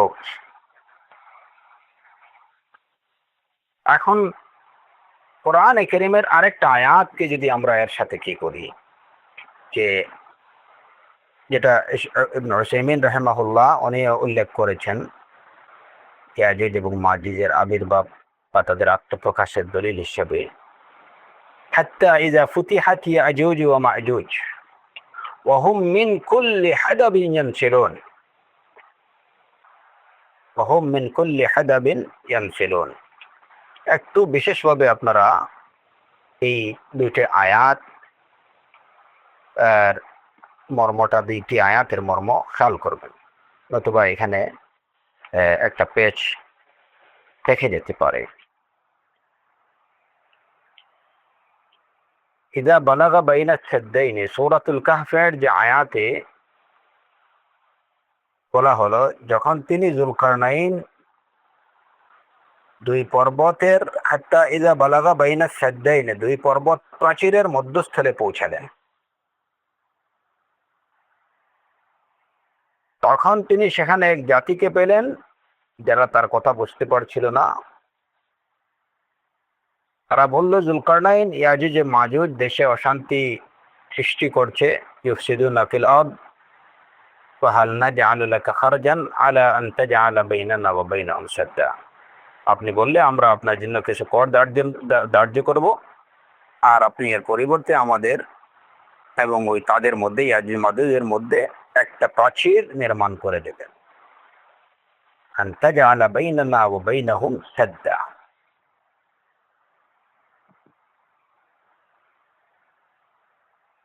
এবং এর পরের আয়াত, ক্বালা মা মাক্কান্নী ফীহি রাব্বী খায়রুন ফাআইনুনি বিকুওয়া। আমার রব আমাকে, যুলকারনাইন তাদের এই প্রস্তাব শুনে বললেন যে আমার রব আমাকে যা দিয়েছেন, যে সামর্থ্য দিয়েছেন, তাই আমার জন্য যথেষ্ট। ফাআইনুনি বিকুওয়া, তোমরা শুধু আমাকে শক্তি দিয়ে, মানে শ্রম দিয়ে সাহায্য করো। আজআল বাইনাকুম ওয়া বাইনাহুম রাদমান, আজআল বাইনাকুম ওয়া বাইনাহুম রাদমা, আমি তোমাদের এবং তাদের মধ্যে একটা প্রাচীর নির্মাণ করে দেব। আতুনি জুবার আল হাদিদ, তোমরা আমাকে লোহার টুকরা এনে দাও। যুলকারনাইন তাদেরকে বললেন, আতুনি জুবার আল হাদিদ, আমাকে লোহার টুকরা এনে দাও। হাত্তা ইযা সাওয়া বাইনা সাদাফাইনি, তারা লোহার টুকরা এনে দিল যখন, হাত্তা ইযা সাওয়া বাইনা সাদাফাইন, পাহাড়ের মধ্যবর্তী থাকা স্থানটা যখন একদম লেভেল হয়ে গেল, পূর্ণ হয়ে গেল। সাওয়া বাইনা সাদাফাইন, দুই পাহাড়ের মধ্যবর্তী ফাঁকা স্থানটুকু, যে স্থানটুকু দিয়ে ওই ইয়াজুজ মাজুজের দলগুলো পার্শ্ববর্তী জনবসতিতে এসে আক্রমণ করত, ওই দুই স্থানের মধ্যখানে এই পাথরের লোহার টুকরাগুলো এনে যখন রাখা হলো এবং দুই পাহাড়ের মধ্যবর্তী ফাঁকা স্থানটা যখন একদম লেভেল হয়ে গেল, তখন তিনি বললেন, কালা উনফুখু, তোমরা ফুঁক দাও। এবার এই লোহার মধ্যে ফুঁক দাও। হাত্তা ইযা জাআলাহু নারান, এই ফুঁক পেয়ে যখন এটা আগুনে পরিণত হলো, আগুন জ্বলে উঠলো লোহার মধ্যে। কালা আতুনি উফরিগ আলাইহি কিতরা, তোমরা গলিত তামা নিয়ে এসো, আমি এটার উপরে ছেড়ে দেবো। এই এই এই অংশটুকু খেয়াল করেন আপনারা, যে এখানে দুই পাহাড়ের মধ্যবর্তী যে অংশটা দিয়ে ওরা গিয়ে জনবসতিতে আক্রমণ করতো, ইয়াজুজ মাজুজরা, যুলকারনাইন এই মধ্যবর্তী ফাঁকা অংশে লোহার টুকরো দিয়ে বন্ধ করে দিলেন এবং এরপরে এটাকে একদম, যখন এই লোহার টুকরোগুলো গরম করে আগুনের মতো বানিয়ে ফেললেন, তারপরে এটার উপরে তামা, গলিত তামা ঢেলে দিলেন। তাদের বের হওয়ার পথটা বন্ধ করে দিলেন।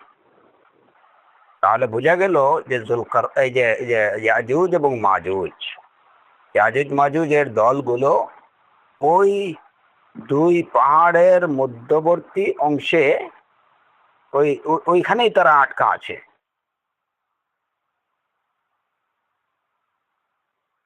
ওইখানেই তারা আটকা আছে এবং ওই জায়গাতেই তারা এখন পর্যন্ত বসবাস করে আসছে। এবং ইয়াজুজ এবং মাজুজ এরা হচ্ছে আদম সন্তান, এরা অন্য কিছু না। তাদের জীবন উপকরণ ওই জায়গাতেই আছে, তারা ওইখানেই খেয়ে দিয়ে বেঁচে আছে, তাদের কার্যক্রমগুলো সবই স্বাভাবিকভাবে চলছে। তারা ওই দুইটা পাহাড়ের মধ্যেই অবরুদ্ধ আছে, ওইখান থেকে বের হয়ে আসতে পারতেছে না। বের হওয়ার যে পথটুকু, সেই পথটুকু বন্ধ করে দিলেন জুলকারনাইন সেখানে লোহার প্রাচীর দিয়ে, এবং সেই লোহার প্রাচীরের উপরে আবার তামা ঢেলে দিলেন। হ্যাঁ, এবং তিনি বললেন যে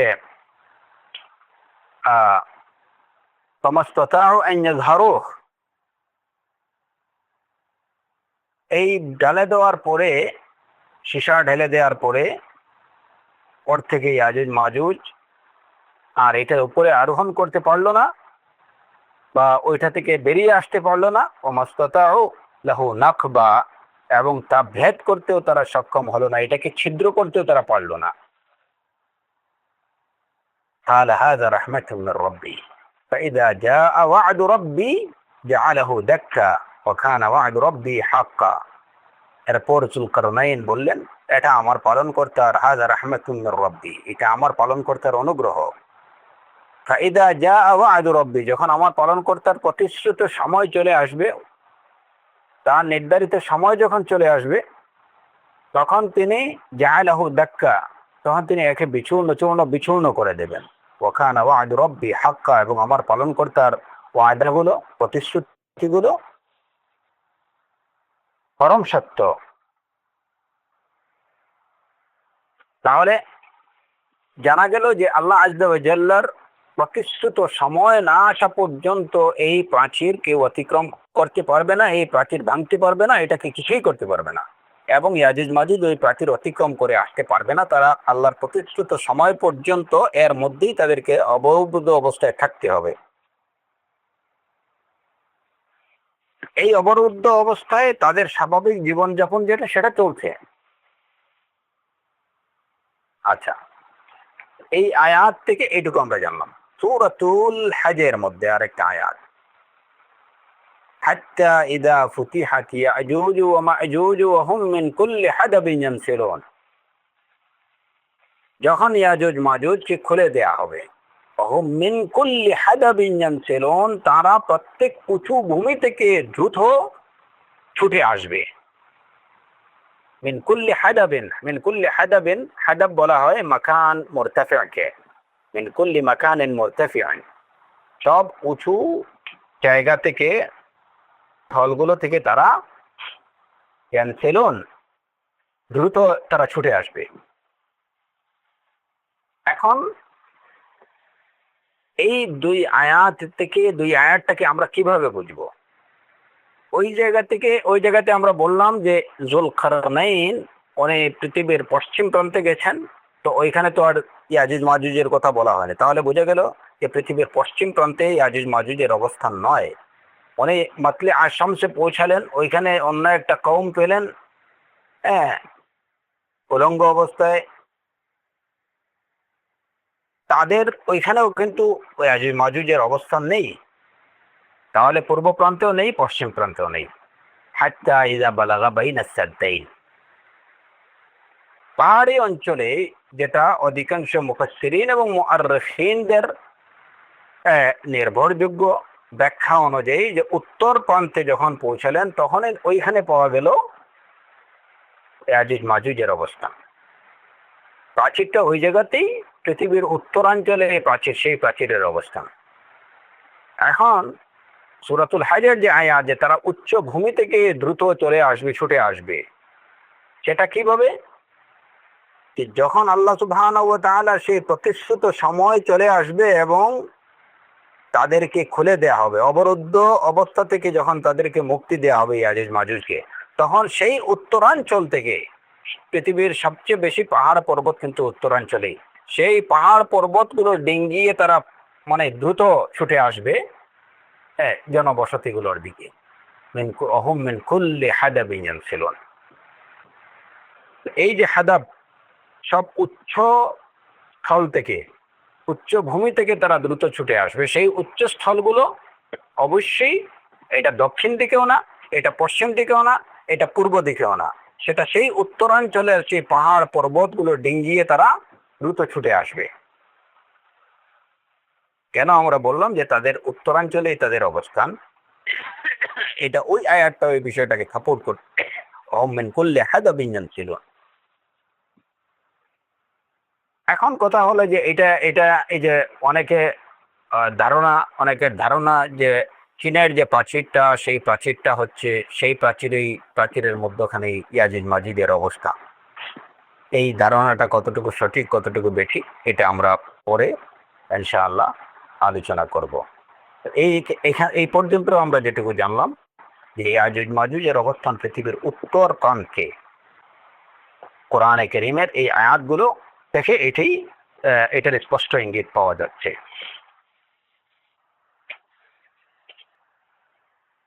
এই যে উত্তরাঞ্চলটা, সেই উত্তরাঞ্চলের বা উত্তর প্রান্তে কোন অঞ্চলটা, সেটা বিষয়ে অনেকে বিভিন্ন মতামত ব্যক্ত করেছেন। কিন্তু এই মতামতগুলো প্রত্যেকেরই তার অভিমত বা অনুমান ভিত্তিক।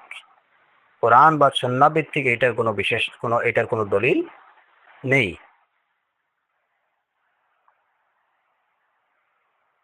কেউ কেউ বলেছেন যে এটা এই যে আর্মেনিয়া এবং আজারবাইজানের কাছাকাছি একটা অঞ্চল।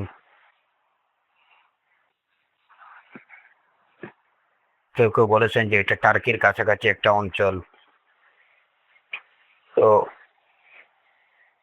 ইয়াজুজ মাজুজরা বের হয়ে এই বর্তমানে যে টার্কি, এই যে অঞ্চলটা, ওইখানেই জনবসতিতে তারা আক্রমণ করতো। তো এইগুলা হচ্ছে অনুমান ভিত্তিক কথা বা মুআররিখিনদের কথা। এটার উপরে যে আমরা শতভাগ নিশ্চিত হওয়ার কোনো উপায় নেই।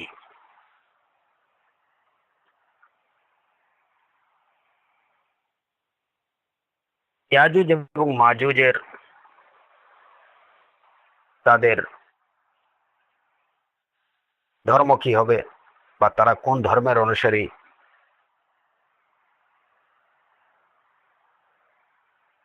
এই বিষয়ে হাফিজ ইবনে হাজার রাহিমাহুল্লাহ বলেছেন যে ইয়াজুজ এবং মাজুজ এটা হচ্ছে দুইটা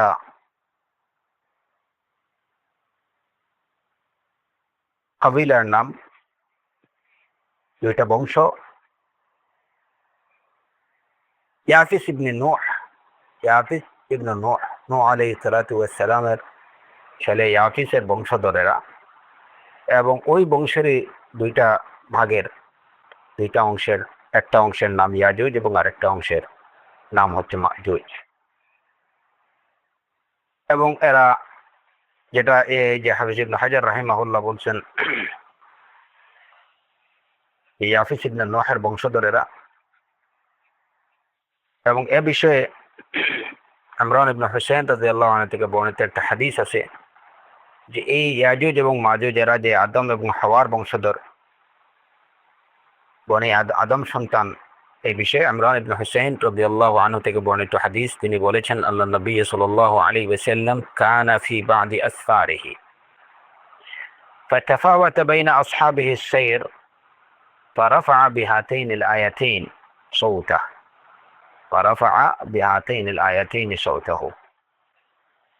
ইমরান ইবনে হুসাইন রাদিয়াল্লাহু আনহু বলছেন যে আমরা এক সফরে রাসূলুল্লাহ সাল্লাল্লাহু আলাইহি ওয়াসাল্লামের সাথে ছিলাম। এই সময়ে রাসূল সাল্লাল্লাহু আলাইহি ওয়াসাল্লামের সাথীদের চলা, মানে কেউ হয়তো দ্রুত হাঁটতেছেন, কেউ পিছনে পড়ে গেছেন, এইভাবে ফাতাফাওয়াতা বাইনা আসহাবিস সাইর, হ্যাঁ, চলার মধ্যে ভিন্নতা দেখা গেল। কেউ দ্রুত হাঁটতেছেন, কেউ একটু পিছনে পড়ে গেছেন, কেউ বা একটু সামনে চলে গেছেন। তারা ওই সময় রাসূলুল্লাহ সাল্লাল্লাহু আলাইহি ওয়াসাল্লাম উচ্চস্বরে এই দুটি আয়াত তিলাওয়াত করেন। ইয়া আইয়ুহান নাস ইত্তাকু রাব্বাকুমুল্লাযী খালাক, ইয়া আইয়ুহান নাস ইত্তাকু রাব্বাকুম ইন্না জালজালাতা الساعة شيء عظيم يوم ترونها تذهل كل مرضعة عما أرضعت وتضع كل ذات حمل حملها وترى الناس سكارى وما هم بسكارى ولكن عذاب الله شديد. سورة الحجر آيات. يا أيها الناس اتقوا ربكم. তো ওই সময় সাহাবায়ে কেরামরা কেউ আগে কেউ পিছনে পড়ে গেছেন। এই অবস্থায় রাসূলুল্লাহ সাল্লাল্লাহু আলাইহি ওয়াসাল্লাম উচ্চস্বরে এই দুইটা আয়াত পড়লেন যে হে মানব জাতি, ইত্তাকু রাব্বাকুম, তোমরা তোমাদের রবকে ভয় করো। ইন্না জালজালাতাস সাআতি শাইউন আযীম, নিশ্চয় কিয়ামতের যে প্রকম্পন, জালজালাটা শাইউন আযীম, এটা অত্যন্ত ভয়ঙ্কর একটা বিষয়। যেদিন তোমরা সেটাকে দেখবে, তাযহালু কুল্লু মুরদিআতিন আম্মা আরদাআত, স্তন্যদানকারী মা তার স্তন্যপায়ী শিশুকে ভুলে যাবে, তার দুধের বাচ্চাকে ভুলে যাবে। ওয়াতাদাউ কুল্লু যাতি হামলিন হামলাহা, গর্ভধারিণীরা তাদের গর্ভপাত করবে। ওয়া তারান নাসা সুকারা, আপনি মানুষজনকে মাতাল অবস্থায় দেখবেন। প্রকৃত অর্থে এরা কিনা, ওমা হুম বিসুকারা, এরা আসলে মাতাল না। ওয়ালাকিন্না আযাবাল্লাহি শাদীদ, কিন্তু কথা হলো যে আল্লাহর আযাব অত্যন্ত কঠিন। তো আয়াতের শেষ পর্যন্ত যখন রাসূলুল্লাহ সাল্লাল্লাহু আলাইহি ওয়াসাল্লাম পৌঁছলেন, ফালাম্মা সামিআ আসহাবুহু বিযালিক হাসাউ আল-মাতি ওয়া আরাফু আন্নাহু ইনদা কওলিন ইয়াকুলু, সাহাবায়ে কেরামদের কানে যখন এই আয়াতগুলো পৌঁছালো, তখন তারা বুঝলেন যে অবশ্যই আবার রাসূলুল্লাহ সাল্লাল্লাহু আলাইহি ওয়াসাল্লাম কিছু বলতে যাচ্ছেন। তো সবাই দ্রুত জড়ো হলেন। ফালাম্মা তাআশশাবু হাওলা, তারা দ্রুত রাসূল সাল্লাল্লাহু আলাইহি ওয়াসাল্লামের চতুর্পাশে এসে জামায়াত হলেন। রাসূল সাল্লাল্লাহু আলাইহি ওয়াসাল্লাম বললেন, আতাদরুনা আইয়া ইয়াউমিন যাকা, ওই দিনটা কেমন সেটা কি তোমরা জানো? যাকা ইয়াউমুন ইউনাদি আদম ফায়ুনাদিহি রাব্বুহু তাবারাকা ওয়া তাআলা, এই দিনটা হবে এমন একদিন যেদিন আদম আলাইহিস সালাতু ওয়াস সালাম ডাকবেন, ইয়াউমুন ইউনাদা আদম ফায়ুনাদিহি রাব্বুহু ইউনাদি আদম, এই আদম আলাইহিস সালাতু ওয়াস সালাম তার রবকে ডাকবেন অথবা তাকে ডাকা হবে, এবং ফায়ুনাদিহি রাব্বুহু, আদম আলাইহিস সালাতু ওয়াস সালামকে তার রব ডেকে বলবেন, ইয়া আদম ইবআত বা'সান ইলান নার, জাহান্নামের অধিবাসী যারা তাদেরকে জাহান্নামে পাঠিয়ে দাও। ফায়াকুলু ইয়া রাব্বি ওয়া মা বা'সুন নার, জাহান্নামের অধিবাসী কারা বা কারা জাহান্নামের জন্য নির্ধারিত? قال من كل 1999 في النار وواحد في الجنة। তখন আদম আলাইহিস সালাতু ওয়াস সালাম বলবেন যে আমি কতজনকে পাঠাবো হে রব? قال من كل 1000, প্রত্যেক হাজারের মধ্যে 999 জন কে জাহান্নামে পাঠাও, ও ওয়াহিদ ফিল জান্নাহ, এবং একজনকে জান্নাতে। قال عمران فأبلت أصحابه, এই কথা শুনে রাসূলুল্লাহ সাল্লাল্লাহু আলাইহি ওয়াসাল্লামের সাহাবীরা মানে শব্দ হারিয়ে ফেললেন, একদম চুপ নিশ্চুপ হয়ে গেছেন সবাই ভয়ে, যে আমরা একই শুনছি। হাত্তা মা আওদাহু বিযাহিকা, কারো মুখ থেকে কোনো হাসি, সবার মুখ থেকে হাসি উড়ে গেছে, কারো মুখে একটু শব্দটুকু নেই। ফালাম্মা রাআ যালিক, রাসূলুল্লাহ সাল্লাল্লাহু আলাইহি ওয়াসাল্লাম যখন সাহাবায়ে কেরামদের এই অবস্থা দেখলেন, ক্বালা ই'মালু আবশিরু, তিনি বললেন যে তোমরা আমল করতে থাকো এবং এই সুসংবাদ গ্রহণ করো। ফাওয়াল্লাযী নাফসি মুহাম্মাদ বিয়াদিহি, ফাওয়াল্লাযী নাফসু মুহাম্মাদ বিয়াদিহি ইন্নাকুম লামা'a খালিকাতাইনি মা কানাতা মা'a শাইইন কাত্তু ইল্লা কাসুরাতাহ ইয়াজুজ ওয়া মা'জুজ ওয়া মান আলাকা মিন বনি আদম ওয়া বনি ইবলিস। قال فأسري عنهم ثم قال اعملوا وأبشروا فوالذي نفس محمد بيده ما أنتم في الناس إلا كالشامة في جنب البعير أو الرقمة في ذراع الدابة। তো এই কথা শোনার পরে যে 1000-এর মধ্যে 999 জনকে জাহান্নামে পাঠাও এবং একজনকে জান্নাতে, সাহাবায়ে কেরামদের মুখ একদম চুপসে গেল। রাসূলুল্লাহ সাল্লাল্লাহু আলাইহি ওয়াসাল্লাম তাদেরকে অভয় দিয়ে বললেন যে তোমরা আমল করতে থাকো এবং সুসংবাদ গ্রহণ করো, যার হাতে মুহাম্মাদের প্রাণ তোমরা ওই দলের সাথে মা কানাতা মা শাইইন কাত্তু ইল্লা কাতুরাতা, তারা যখন কোনো কিছুর মধ্যে থাকে তখন তাদের দলটা বাড়ি হয়ে যায়।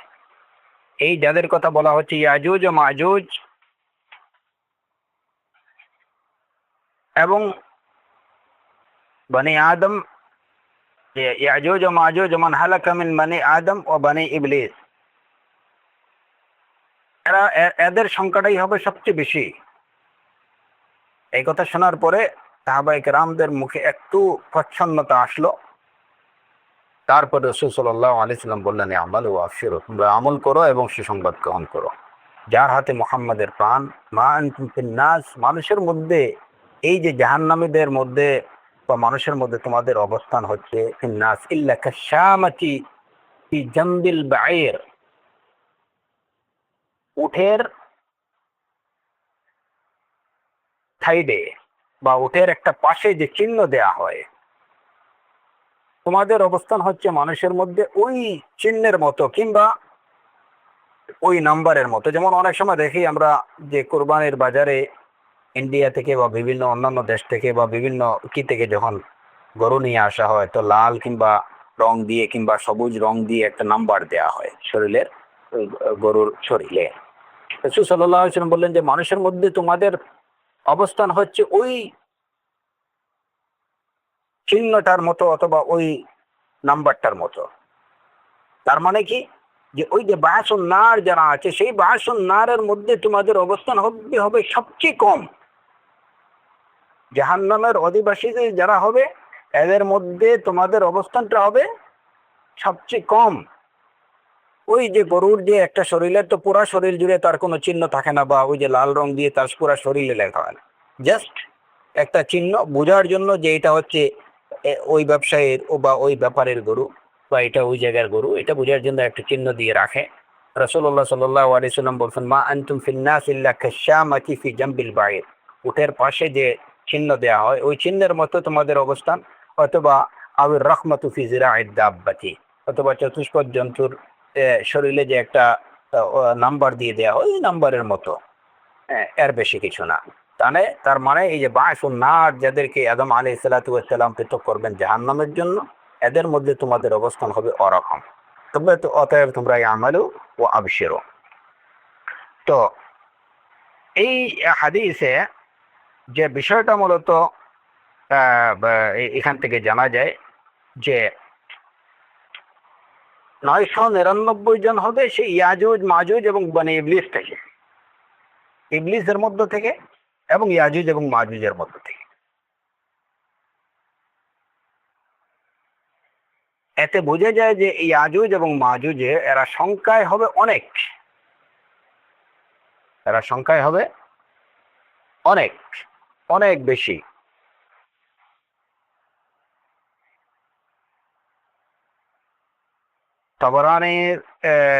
তাবরানীতে বর্ণিত হাদিস, যদিও এই হাদিস থেকে ইমাম আলবানী রাহিমাহুল্লাহ মুনকার বলে আখ্যা দিয়েছেন, তো বিষয়বস্তুটা কিছুটা গ্রহণযোগ্য। আব্দুল্লাহ ইবনে আমর রাদিয়াল্লাহু আনহু থেকে বর্ণিত একটা হাদিস আছে, নবী সাল্লাল্লাহু আলাইহি ওয়াসাল্লাম قال ان ياجوج وماجوج من ولد آدم ولو ارسلوا لافسدوا على الناس معائشهم ولن يموت منهم رجل الا ترك من ذريته 1000 فصاعدا وان من ورائهم 3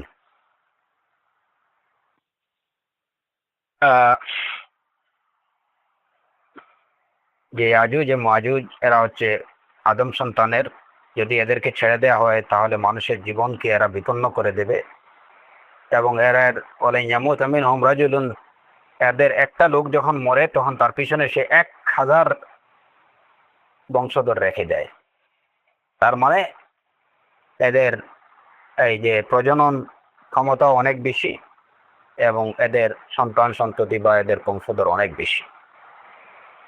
হাদিস ইমাম আলবানী রাহিমাহুল্লাহ এটাকে মুনকার বলছেন। তো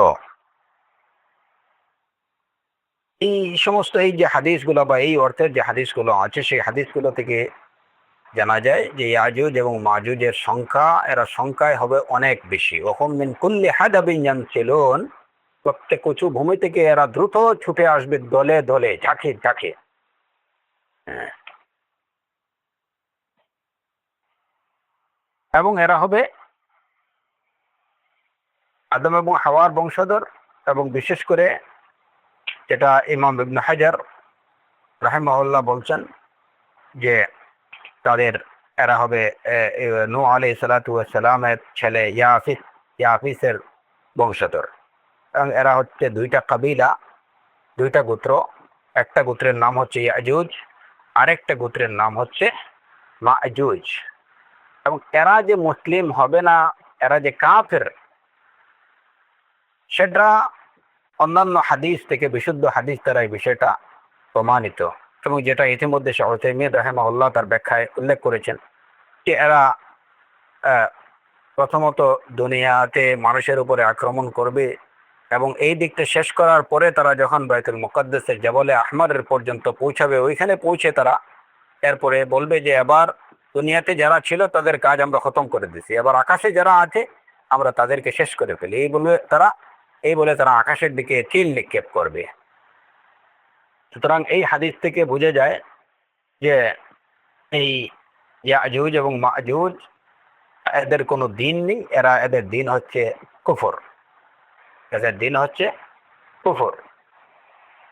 এবং এরা নূহ আলাইহিস সালাতু ওয়াস সালামের উপরেও তারা ঈমান আনেনি। যদি তাই হতো তাহলে অবশ্যই তারা তাদের সময়কার যে সমস্ত মানুষগুলো ছিল তাদের উপরে তারা আক্রমণ করতো না, তারা দুনিয়াতে ফাসাদ বা বিশৃঙ্খলা তৈরি করতো না। কোরআনে কারীম থেকে যেটুকু জানা যায়, ইন্না ইয়াজুজ ওয়া মাজুজ মুফসিদুনা ফিল আরদ, মুফসিদুনা ফিল আরদ। যদি এরা প্রকৃত অর্থে নূহ আলাইহিস সালাতু ওয়াস সালামের রিসালাতে বিশ্বাসী হতো, কিংবা এরা যদি মুমিন হতো, ইমানদার হতো, তাহলে তাদেরকে মুফসিদুন ফিল আরদ, পৃথিবীতে বিশৃঙ্খলা সৃষ্টিকারী হিসাবে আখ্যায়িত করা হতো না। এবং তাদের এই বিশৃঙ্খলা থেকে নাজাত পাওয়ার লক্ষ্যে কোনো সাদ বা প্রাচীর তৈরি করার প্রয়োজন পড়তো না। তো এই আয়াত থেকে এই বিষয়টা পরিষ্কার যে এরা কি অমুসলিম, এরা কাফির। এবং দ্বিতীয়ত রাসূলুল্লাহ সাল্লাল্লাহু আলাইহি সাল্লামের হাদিস থেকে যে যখন তারা আকাশের দিকে যে এবার আকাশবাসী যারা আছে আমরা তাদেরকে শেষ করে ফেলি, হ্যাঁ, এই বলে তারা যখন আকাশের দিকে তীর নিক্ষেপ করবে, এই বিষয়টাও স্পষ্ট বা পরিষ্কার করে দেয় যে এরা হবে কাফির। তো ইয়াজুজ এবং মাজুজের দিন হচ্ছে দিনুল কুফর।